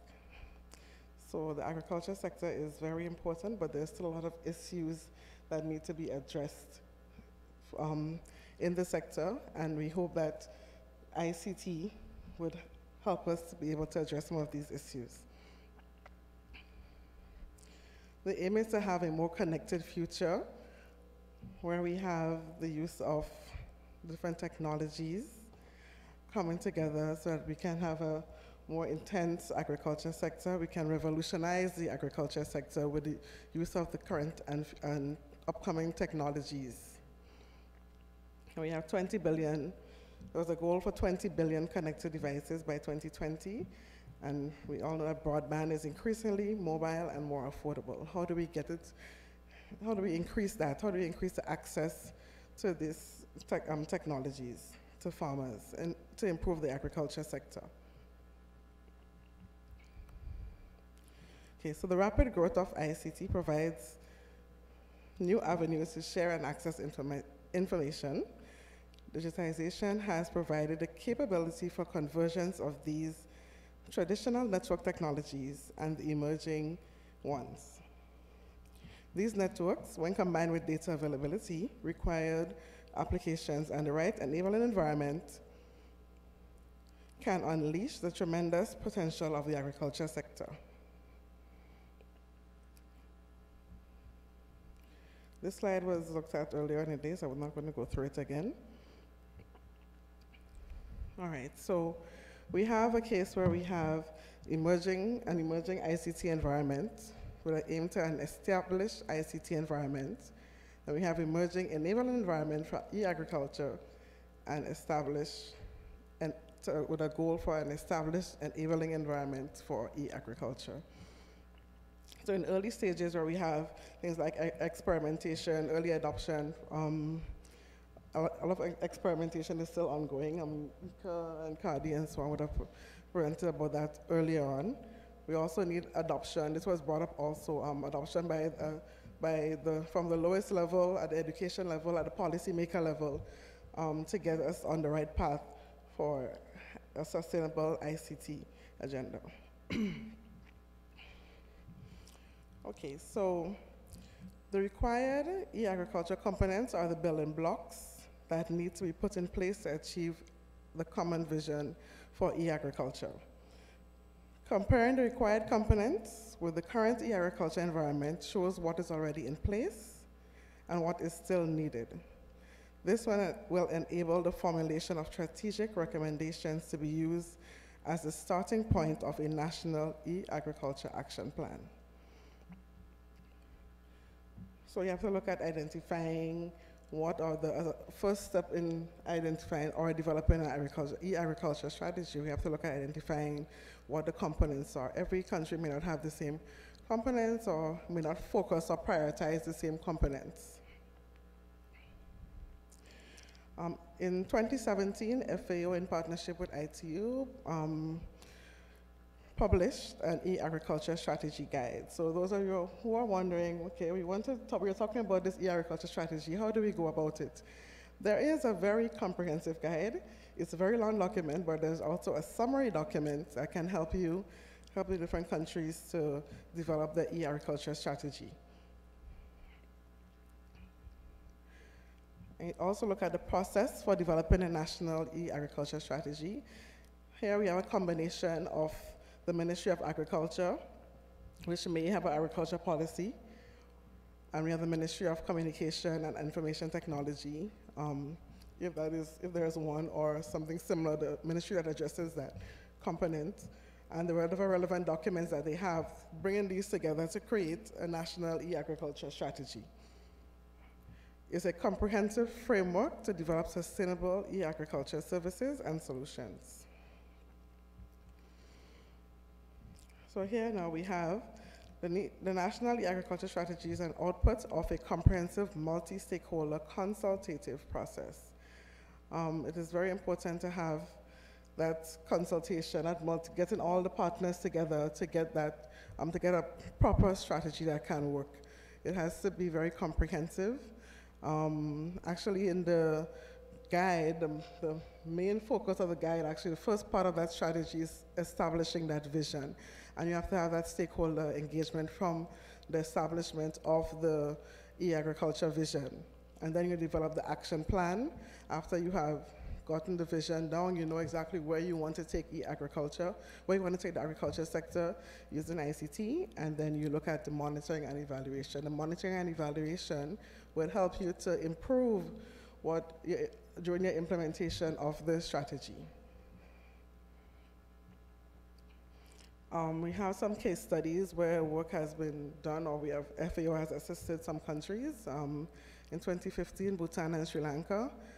They also have the Laos Democratic Republic. In 2016 and 17, we provided assistance to the Philippines, Papua New Guinea, and Fiji. 2017 to 18, Afghanistan, and working with Pakistan. There are no Caribbean countries on this list, I know, but it does not mean that there will be none. FAO is a very open organization, and if any other countries represented here requests or make a request of FAO for assistance with developing a national e-agriculture strategy, this can be done. FAO Digital Services Portfolio. In August 2017, a digital innovation unit was established to lead, coordinate, and promote digital innovation across geographic locations in support of FAO's strategic framework. Some of the projects in the unit include building a FAO digital services portfolio, which now comprises of 4 progressive web-based applications to help farmers cure and feed their livestock and consuming nutritious foods while assessing agro-meteorological services and price information on crops.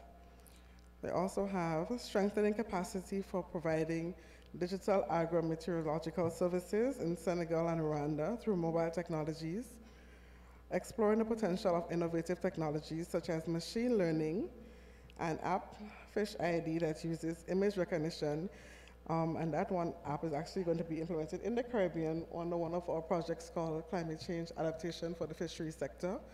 I think there are 7 Caribbean countries, including St. Kitts and Nevis, and so on, that are involved in that project. The unit also looks at linking digital innovation and youth entrepreneurship through hackathons and challenges to incubate and accelerate innovative solutions for food and agriculture, and leading innovative partnerships with United Nations Innovation Network and other UN agencies such as WMO and ITU, and with private partners such as Google Earth Engine to leverage geospatial data, and with Telefonica using Internet of Things and big data for increased crop productivity through resource management. There are also some knowledge products produced by the FAO in partnership with ITU and other partners. All of it is available on FAO website, e-agriculture in action for drones for agriculture, also looks at the use of mobile phones by the rural poor, information and communication technologies for agriculture and rural development. So there's a host of information you can get that was produced by FAO that you can use in your activities or to develop some of the activities that you already started. And to end with a quote from our Director General, Jose Graziano da Silva: "Digital technologies are creating opportunities to improve how we produce, distribute, and manage food and feed people, creating a major driver for economic growth and an accelerator for innovation and change." Thank you.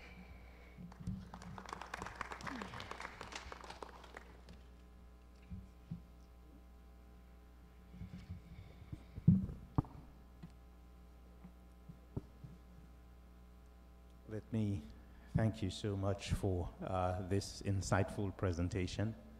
And I am sure that there would be questions that may be asked of the FAO in relation to some of the initiatives that are being undertaken.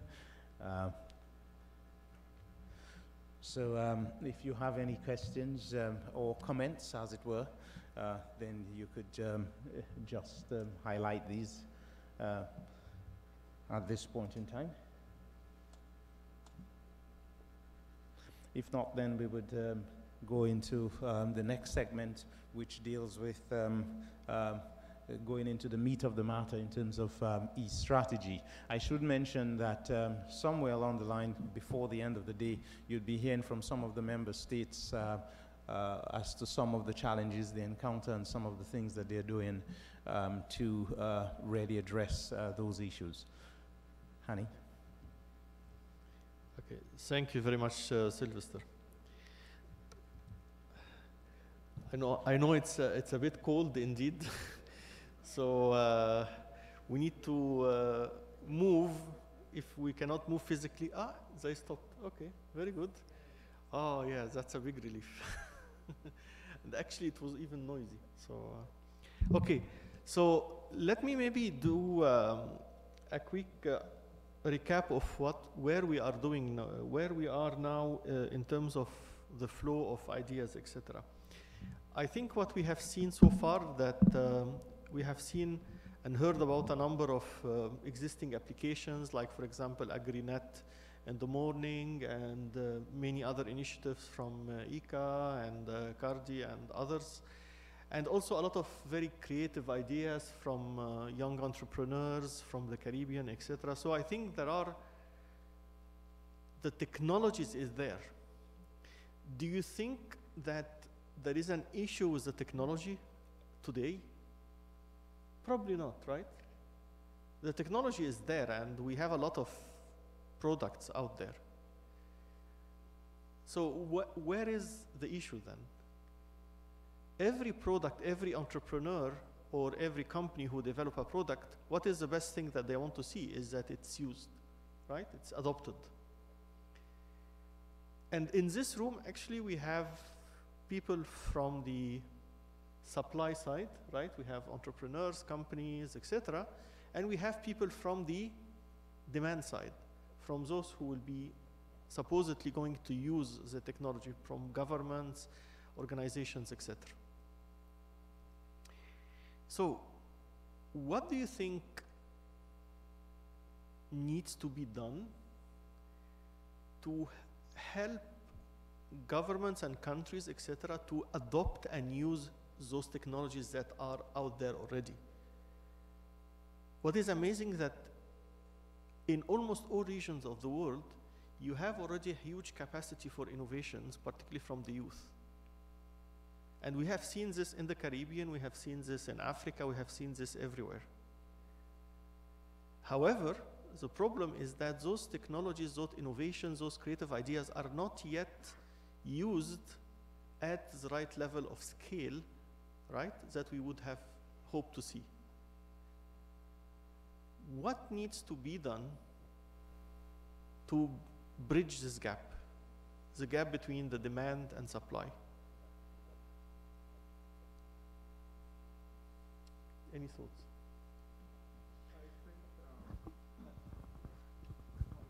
Yeah, I believe the process has to be an organic one. It must start from the user's perspective.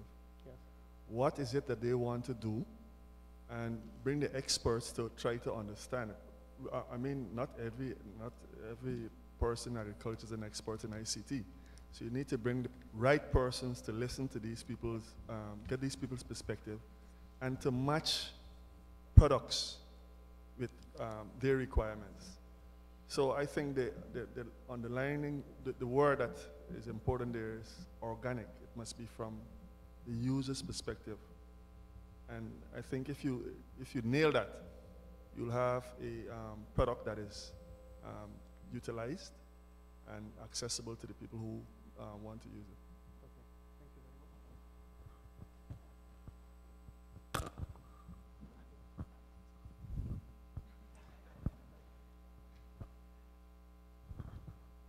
All right, thank you very much.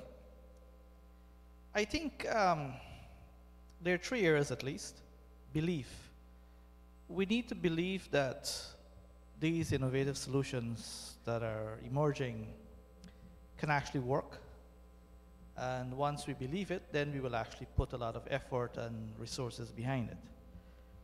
Secondly, I think we need to place each of these innovative solutions into the right context, because what might work in one particular region or island or country might not necessarily work in another area. And last but certainly not least, at least of the 3 points, is that we need to see demonstration, because I'm very sure any government official will want to see improvements in efficiencies and everything else. And if we could break down the implementation of these innovative solutions to dollars and cents, as we say, for instance, if we say, with our current methods, we're expending X dollars to produce 10 pounds of cassava or whatever it is. If we apply this ICT solution, we will spend 0.25x and we'll produce 100 pounds of cassava, thereby earning so much benefits and everything else. So I think if we break all of those things down into dollars and cents, then it will help to get a lot of buy-in. And once that happens, then we'll be able to scale it up. Because many times we talk things, it sounds nice, but I don't think people really believe a lot of it. But once you can achieve that, put it into context, and demonstrate that it will actually save lots of money and improve productivity, I'm very sure there will be quite a lot of buy-in. Thank you. Any other thought? If I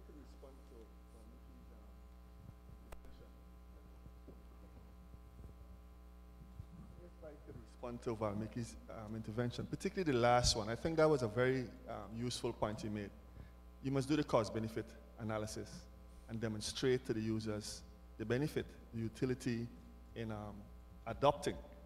However, I think your 2 earlier points alluded to, well, took the supplier end. I believe the question is if this thing can be used and if it is suitable to the end user. So it has to start from the user's perspective. That, to my mind, is the right approach. That is the organic approach. You know, looking at it from what is required and matching it. Now you matching it with products that suit those requirements.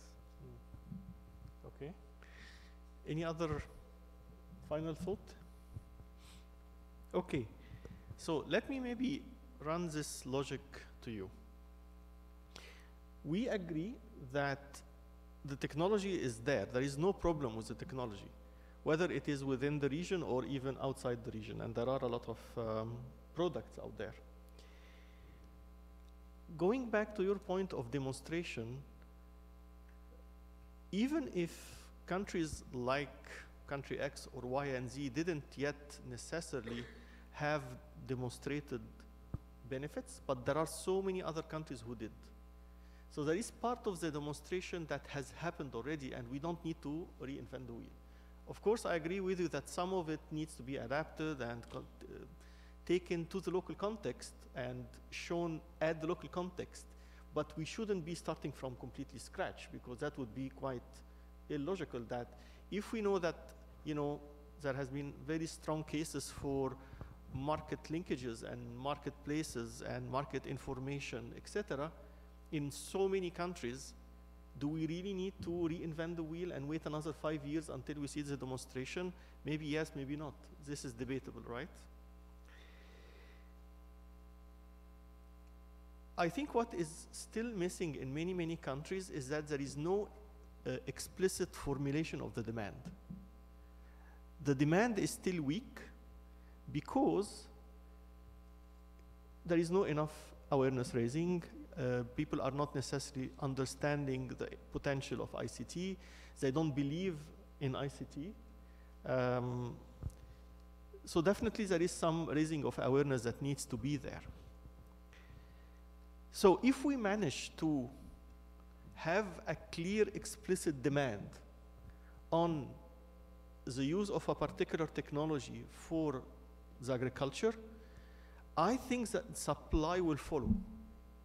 In the sense that if, for example, now we know that there is a strategy or a policy to use those types of technology, drones for our country because et cetera, or GIS, then probably the supply will follow. Private companies will build up their capacity in terms of learning about GIS. Maybe universities will start to produce courses, and maybe students will be looking forward. Entrepreneurs will try to build their capacity to develop GIS applications, etc. So the supply will even follow quite quickly, actually. So I think if we really want to push the agenda of e-agriculture, ICT agriculture, we need to work with the big buyers to really explicit their demand in a very clear manner. And who are the big buyers in most of the countries are governments, basically. So I think what we are trying to discuss in this type of forum, that governments, as part of their overall digital economy agenda and as part of their role for development in agriculture as well, if they really want to make a difference in the use of ICT in agriculture, they need to explicit and formulate their demand in a very clear manner. And this demand absolutely needs to be based on requirement. And this formal formulation of demand need to be published, need to be shareable, needs to be consulted with so many people as much as possible within the stakeholder to say that this is what we think is needed in our countries in terms of technology investment.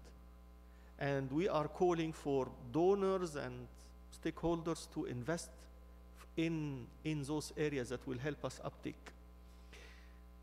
I think we need both the bottom-up and the top-down approach. In most countries, one approach won't work alone.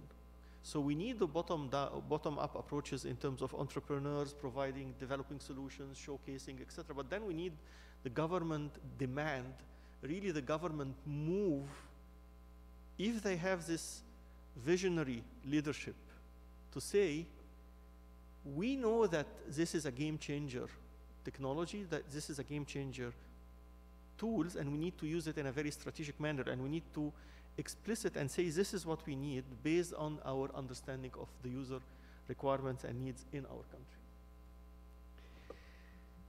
And this whole lead to the same issue of developing a strategy. Don't think of a strategy as just a piece of paper. In many cases, yes, it can turn into a piece of paper. Yes, that's true. But in what the objective is developing those strategy, and particularly the way the process of developing the strategy, that should be very inclusive, that should be very consultative, should lead to this awareness raising, and should lead to the government being able to explicit what is their vision in terms of the use of ICT for agriculture. As I mentioned, and the colleague from FAO also mentioned, this guide really gives you a very detailed guidance on how you build up this common understanding of what is required and how you create the vision. Let me give you some very quick examples of how you build up this formulation of the demand. We suggest actually, as my colleague of FAO mentioned, we suggest 3 main steps that should take place. Explicit your vision. What do you really think, how the agriculture sector should change if we use technology at a strategic manner, and how we can implement this, our action plan, and how can we monitor and evaluate it. So those are 3 parts of this guide. I'm gonna give some insights, quick insights about the first part, which is the vision part, which is probably the most critical and the most strategic as well. So here is a very simple steps. We start with what do we want to achieve in terms of goal and challenges of the agriculture sector. And then we move to what we call agriculture outcomes. What do we need to see changing in the agriculture sector if we are to use the ICT? How we formulate our vision and how we communicate our vision to the whole world, particularly to the other stakeholders, and how, based on this vision, what do we need to do, and then how we can provide some strategic recommendation. Let me go through those steps very briefly. Okay, in terms of agriculture goals and challenges, this is, I think, you as agriculture people, you would know this much better than anyone else. You would know what are the main goals and what are the main bottlenecks and what are the challenges that you are facing. We just list here a lot of input from many countries about what are the most classical traditional goals and challenges, and we have created this list just as a reminder, as a checklist, but I think this is a part that is quite straightforward, and it really requires some consultation from the agriculture sector. Then comes the interesting part, the e-agriculture outcomes. What does it mean? Think of ICT as a way to improve the information flow within the agriculture sector. So the question would be, which information flows do I need to enable with ICT to improve my agriculture sector? And I think this diagram is quite strong and is quite self-explanatory as well. Let's start with agriculture goals and challenges. Let's say we have a problem with our, we want as a goal higher incomes for small farmers. We want to improve traceability and quality and quality standards for buyers, new opportunities for financial institutions, etc. Then the agriculture outcomes would say, what do we need to change in order for us to achieve those types of goals? So we say we need to really work on improving the access to information. We need to improve the market linkages. We need to improve access to finance. Those are our biggest changes that we want to see in our agriculture sector. And those are easy to say, but difficult to identify. And this is where it really needs a lot of discussion and consultation to prioritize. Because what we suggest is that you start with a very small number of changes that you want to see to make it doable. Actually, we recommend maximum of 8 changes, but actually in many cases you will end up maybe having only 4 or 5.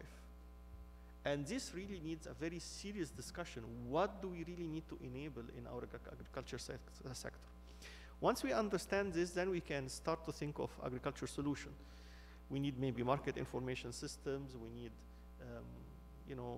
extension services, we need financial services like credit, insurance, etc., etc.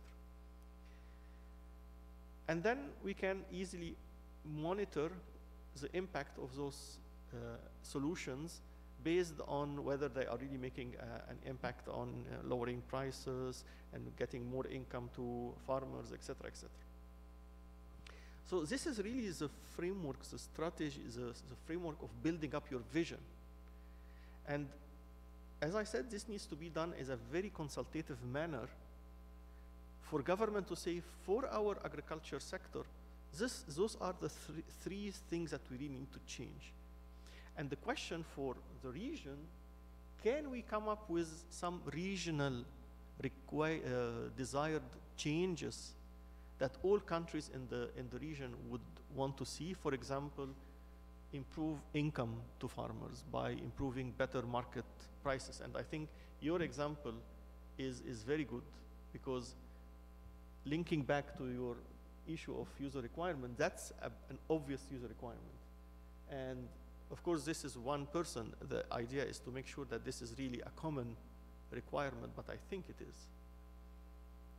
And it needs to be done in a very transparent manner, to make sure that we are all agreeing that yes, we need to invest our money to improve market dynamics and improve access to markets to everyone, particularly smallholder farmers, because we think that this can improve their income, etc. And if we manage to bring down those few changes at a regional level, then this would be our first framework to guide the demand side to really formulate their requirements in a very clear manner. I'm just listing a list of e-agriculture outcomes that we are providing in the guide to really help you think through how we identify those outcomes, at what could be example of changes that ICT can really make. For example, let me pick one. Facilitate continuous improvement of farming practices and yields through more effective utilization of agronomic best practices, etc., etc. Support more informed policy, investment, and research decisions through access to timely, accurate, and comprehensive information, etc., etc. So again, the guide doesn't give you the solution. It gives you just a lot of checklists where you can really make sure that you have thought of everything, and then you can pick yours. Then comes the vision. This is a high-level statement that can help you to express, as I said, how to formulate the demand. And again, the guide gives you some framework on how you formulate the vision. So it always starts with a time frame by 2020, by 2030. The agriculture sector, the e-agriculture will deliver something, will deliver strategic benefits through some improvement in the information flow. An example, by 2020, e-agriculture will enable a more productive, profitable, equitable, and sustainable agriculture system by transforming the way information is used to plan, manage, and deliver agriculture services. So this is a big vision. And this is a big vision that captures what do we really want to go. And then you can detail it more in order to see how this vision applies to a particular farmer. So if you see this table, it's very nice because you see the current situation and where do we want to see ourselves in 2020 or 2030 or 2025. Accessibility to information. Now it's not accessible to all, particularly in remote areas, and then we want by 2020 that it's accessible to all. Production system services, incomplete and generalized, holistic and site-specific. Pest and disease outbreak, now it's incomplete and untimely information and inefficient way to managing. In 2020, we want to be in a position to better manage of pest and disease outbreaks, etc., etc. So we can break down this vision. Where are we today and where we want to see ourselves? So you need to do this, but as I said, this is something that will require a lot of consultation and a lot to get consensus. But once you set it, it gives a huge guidance on where should the investment goes for the government, but for the donors and even for the stakeholders, including the private sector and the supply side. I like also this type of scenarios, and this is something that is a very powerful tool, which is basically telling a narrative, a story about a farmer, how the life of a farmer is now, and how the life of a farmer can change if we apply a number of digital solutions. So it's basically, for those who come from the ICT sector, it's what is the as-is process, what is the actual situation, and the to-be process, i.e. what should be the case later on. And those narratives are very, very strong tools to really communicate to the normal farmers what this strategy will mean for them as concrete. And if you read this story, it's really very, very concrete. It really makes this vision something that relates to my life as a farmer in remote areas, and why do we need to invest in agriculture. As you can see, just the fact is going through this process, what does it do? It really helps us and the whole community and stakeholders, including the government officials, to really understand in a more refined manner what does it mean to use ICT for agriculture and why do we need to invest in ICT agriculture. And make the investment really relevant to the requirements. It's really based on the requirements of end users. And really make them more and more believe in ICT for agriculture, even if they countries themselves didn't invest in ICT and agriculture. Why? Because ICT has been used for all other sectors. Banking, can you think of a bank doesn't use ICT? No way. So there is a proof that ICT can improve processes. That's undoubtable. And there are so many other countries who did it already. So we don't need to start from scratch. And I think the process of developing the strategy, particularly the vision statement, and the vision is really a way to get buy-in and excitement about the potential, how life will change in the agriculture sector when we apply the right digital tools, et cetera, et cetera. Then comes the components. Let me stop here for a while because that's a very, very critical thing. You see, we have listed 8 components, and the technology is only one part of them.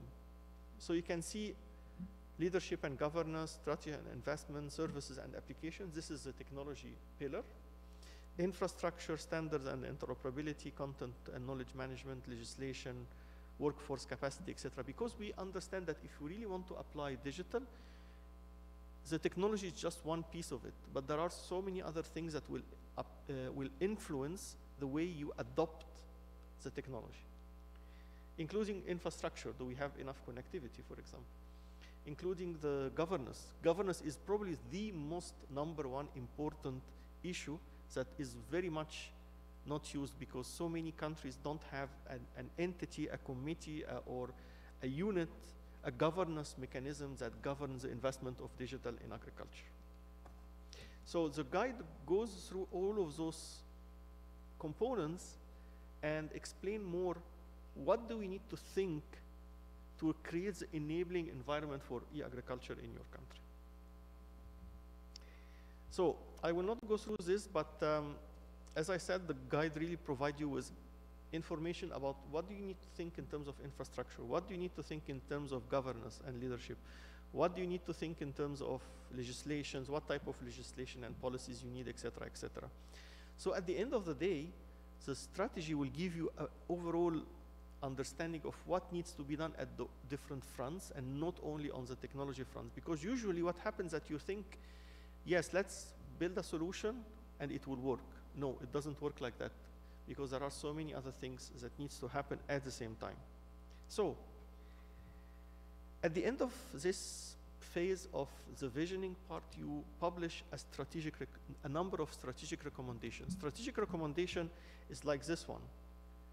You know that we need, for example, as a strategic recommendation to establish and sustain a market platform for buyers, seller, producer, agribusiness, and link online transaction using web-based and mobile apps. That's a recommendation related to one of the components that is called services and application, etc. And then we can provide, you know, a number of strategic recommendations, and those strategic recommendations need to be published and endorsed officially by the government. Once you have this document published, the strategy document, then it's a clear stipulation, it's a clear formulation of the big buyer, who is the government. And what is the vision of the government? To use ICT at a strategic level to transform the agriculture sector, as I said in the morning, and not only to solve a problem here and there. And this will provide the overall framework for all stakeholders, including academia, research, entrepreneurs, private sector, etc., to really think through, do we have the right solutions? Do we have the right capability to respond to those types of demands in the future? So this is the first part of the guide really talks about the vision and what are the changes that we want to see in the agriculture sector if we apply technology. Then the next steps we're going to cover maybe tomorrow or the day after is about how you convert this into an action plan, and then how you think of funding, and then how you provide a monitoring and evaluation framework. So I'm going to stop here just to digest this part, because this is probably the most difficult, most critical, and the most strategic part of any strategy development process.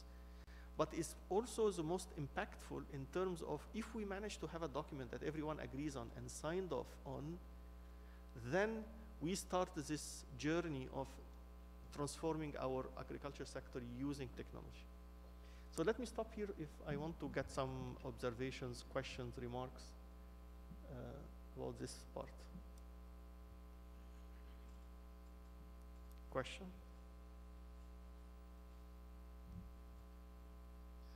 I noticed in your presentation on the vision, you spent a lot of time stressing on how the life of the farmer would change, say by a certain period, say 2020, if we use ICT.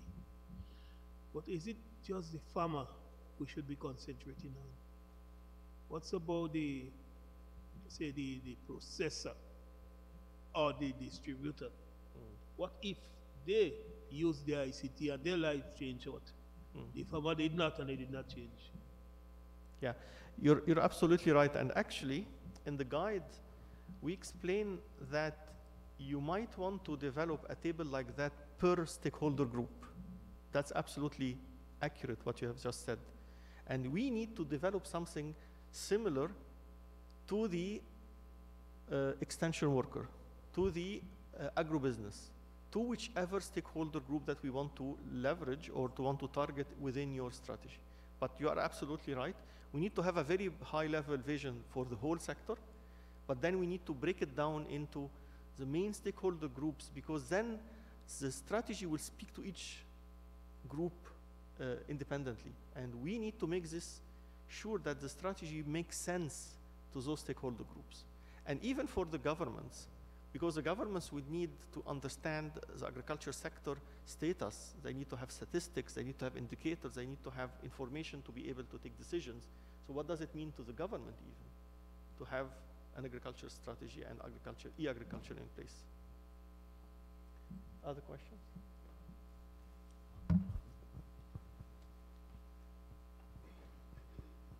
In terms of agriculture, with the European countries, would they be giving us a preferential market for agricultural export, or creating incentives, let's say lowering taxes that will allow us to more to export to the European markets? So what is the question? That was the question. Like, are they going to create incentive for us to, like, export things to the market? Yeah. Okay. You are for sure aware of the EU regulations on import, that you need to showcase traceability of food, for example, because if you're not able that, then you cannot export to the European market. And in many countries that are producing, they have meat, for example, they are producing cattle and cows, and unless they are improving their traceability systems, then they will lose a huge economic opportunity to export those products to the European market. So this should be reflected into your strategy, because if your strategy is to improve export, because that's a very strategic target for you, then you need to take into consideration the type of e-agriculture solutions that are mainly focused on traceability, that can really help you to be able to, trace from the fork to, from farm to fork. And there has been a lot of solutions that are available out there, using RFID tags. You basically put a small tag into the electronic tag into the all the cattle, and you are able to trace exactly their lifetime, where they are, which farm, what kind of disease they had, etc., etc. So again, those environmental, when we do the outcomes, it needs to be, and this is explained in the guide again, there is something called the strategic context. you need to explain where I am into my agriculture sector. What are the biggest challenges that I'm having? That I need to, for example, I need to improve my export, but I have this huge barrier. So that's why I think this strategic context analysis, where I am and what are the challenges and objectives, this is a very, very important discussion that needs to happen in the beginning of the strategy development process. The strategies you're referring to, and the examples I think the FAO colleague showed for the country, some examples for the country. What is the typical timelines for implementation and for observation of impacts for these strategies? Okay, that's a very good question. Actually, this might come when we start to discuss the implementation plan. But let me respond to that because you're absolutely right. Actually, to see impacts, it takes time. Even the strategy development process on itself takes time.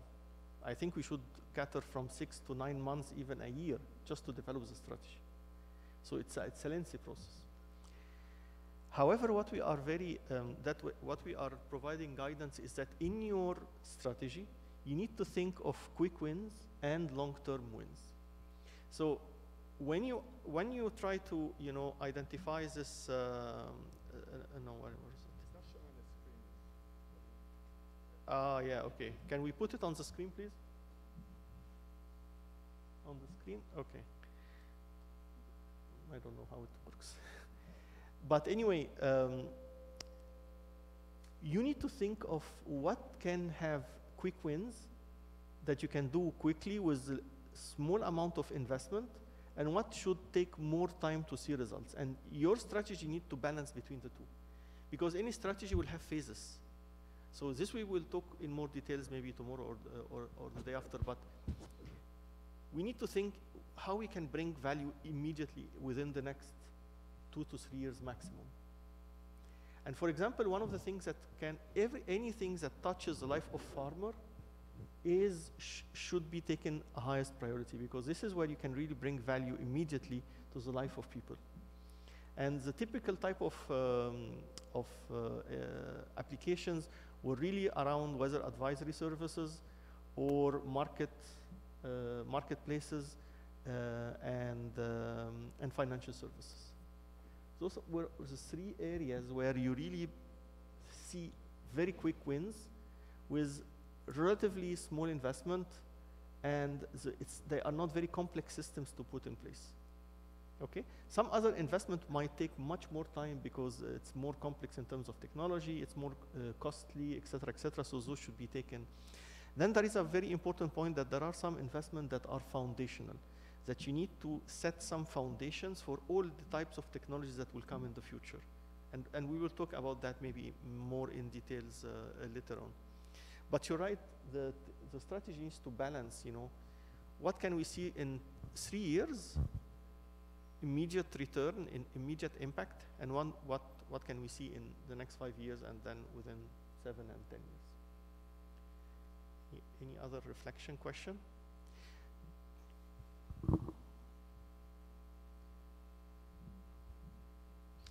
Also, can you introduce yourself, please? I think you have done, babe. Introduce yourself.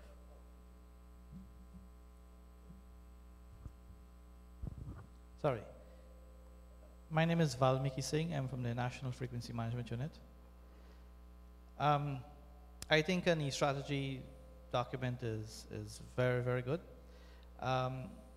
What I find out from experiences is that many times at conferences like these, we actually speak to the converted, meaning that most of the people, or all of the people participating, are well sold on the benefits of ICTs and everything else.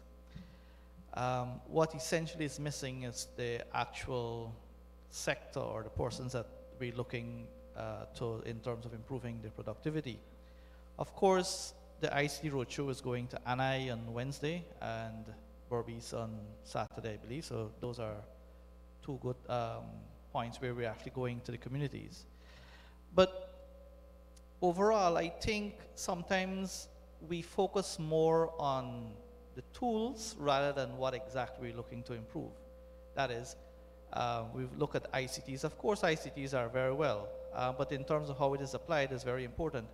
I think what needs to be done is that at some stage, we have to go to the farmers, find out what are your problems, and then find out, match those problems with solutions that are already existing, or we can innovate and develop solutions ourselves. So it is very important to look at it from that angle. You mentioned the university earlier in your presentation. I think we also need to have our university a lot more involved in what is happening, because that is our highest institution of learning.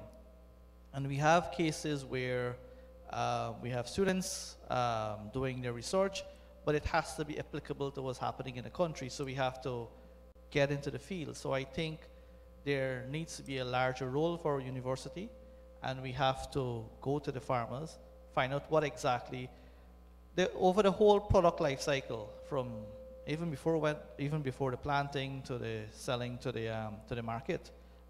Adding value also is very important. How can ICT help in solving the problems that they actually are receiving? And once we can actually do that, I think we would begin to see results and impact very much faster than 3 years. For instance, well, I don't want to get too much into it, but I'm very sure that there are, as you said, there are solutions, but we need to match those with the problems we're facing. We don't want to design something, as have happened in many cases, where wonderful plans are developed, but when it's time to implement, then people don't implement it. It just gather dust. So I think we need to match the solutions with whatever problems we're experiencing. Thank you. Yeah. No, I fully agree with you, and I think you're right in terms of what you can call a stakeholder engagement. So actually, again, we have, I think we need to, can you maybe just tell the person to project from the computer? He's on the right. If you go out on the right, he can just project. Because I want to show you how we have analyzed the type of stakeholders that you need to engage with. There are different groups of stakeholders, and you don't need to engage with all of them in the same manner. Including the farmers, but not only the farmers, because you have the farmer cooperatives, you have the association, you have community groups, you have experts, you have agro-businesses, you have different even sectors that are directly or indirectly linked to agriculture. The finance sector, even the education sector, the health sector. So, so this is how we analyzed the types of stakeholders that you need to engage with, and how you engage with all of them. I think the message is that in order to identify your priorities, you really need to understand what are the real needs at different levels by different groups, and have this validated somehow and endorsed by some sort of mechanisms. Going to the solutions, most likely for most of the very common problems, there are already probably solutions out there that has been developed over the years. You know, e-agriculture is not new. I mean, people are inventing and developing solutions since many, many years. So there is a lot of maturity in some areas of solutions. So definitely we don't need to consider everything to be developed from scratch, unless it's a new idea, etc. And actually, just to share some experience from other countries who are very, very mature, like India, for example. I can share with you the document that is coming from one of the states of India, which is one of the most advanced states, called Andhra Pradesh, which is very advanced in using technology, so they have a huge experience. And what is amazing, and they have developed the strategy for the e-agriculture, how they are going to use technology for the agriculture sector in the state of Andhra Pradesh.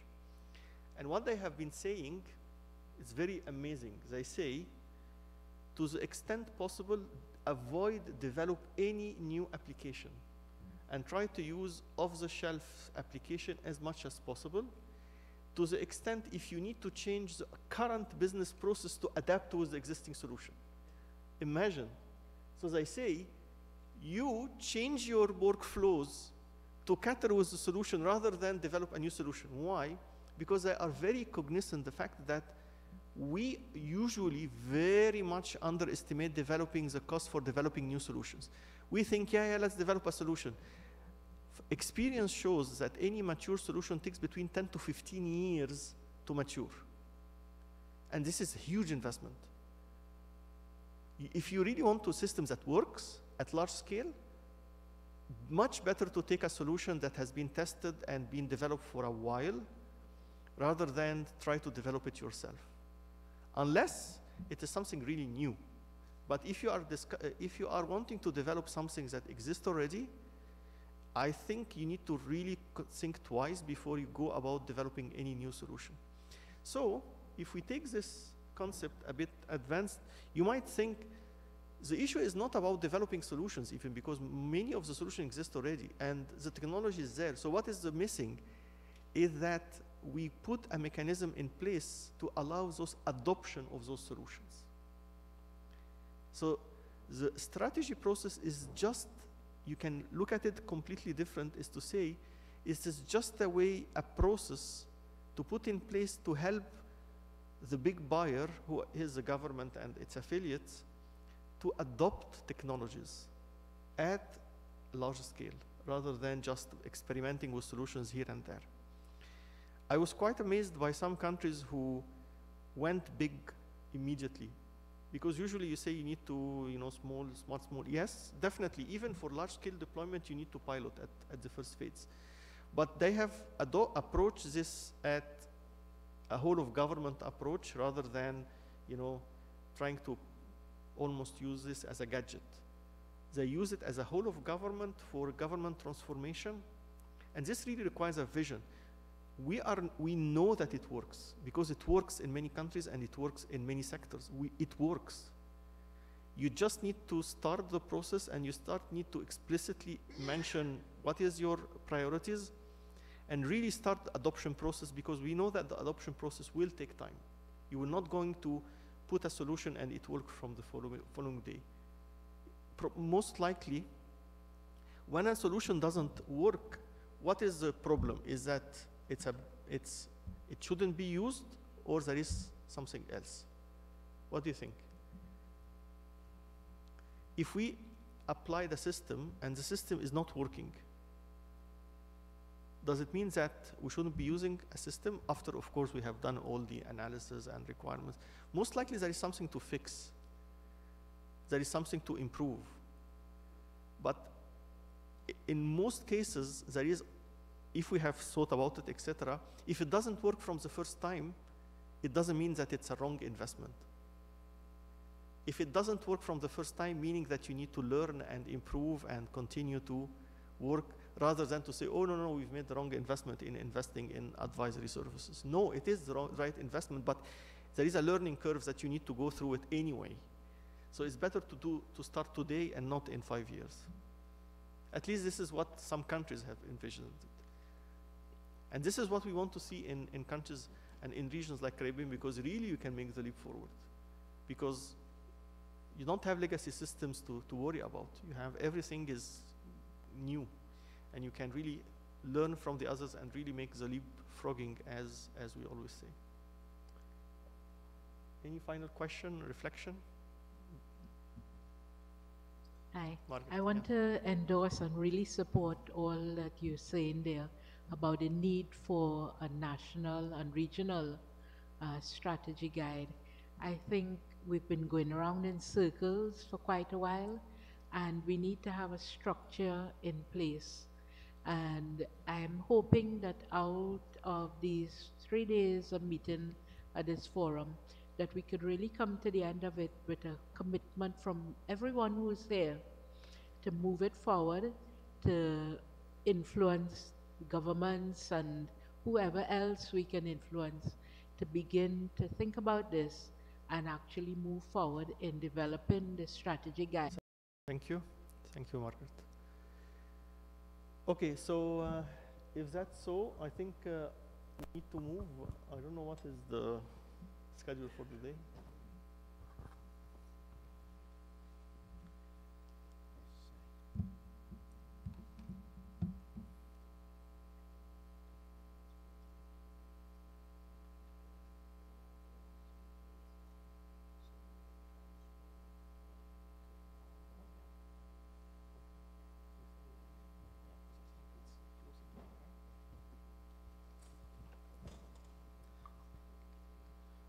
Let me thank my colleague, Hanny, for highlighting all those key areas, and I think it's an opportune time. I know it's coming to the, down to the end of the day, but it is that time when we reflect on some of the discussions that took place during the course of the day and consolidate as we move to thinking towards tomorrow's sessions.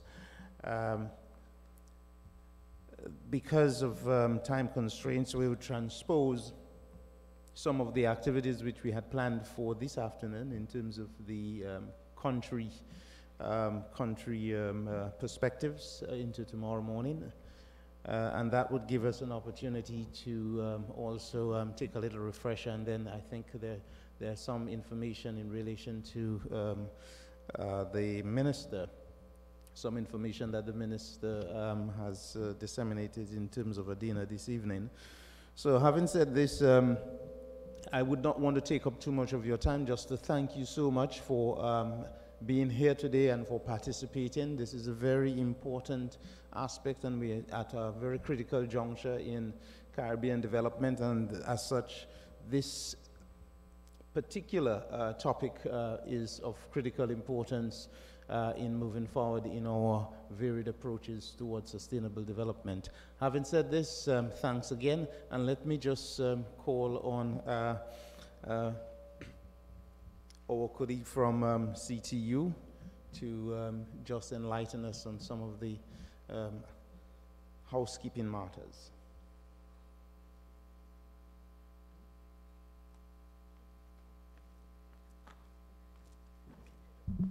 Thank you, Sylvester. Good afternoon, all. Just to let you know that for the speakers for the e-agriculture session, Minister Hughes is having a dinner tonight. If you are staying at any of the hotels, you can let me know, because the buses will be leaving from the respective hotels to take you to the venue for the dinner. In addition, seeing that you didn't have an afternoon break, the break items are in the tent area where we had lunch today. So we have a minister's dinner tonight, and you have break items downstairs.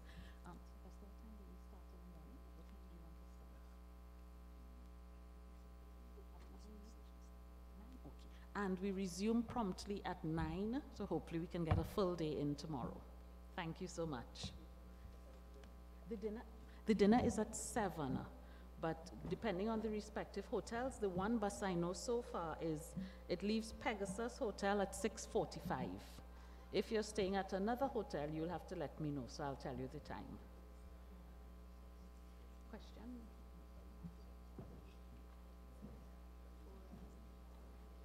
And remember, we have the break items downstairs, so please make sure to partake. The bus to go back to the hotel is, there's one would have left at 5 and one is leaving at 5:30. Yes. 5:06. No, the bus that's leaving this afternoon is the one that's going to Pegasus and Marriott. And that leaves at 5:30. 5:30. So you can just meet the bus in the lobby downstairs.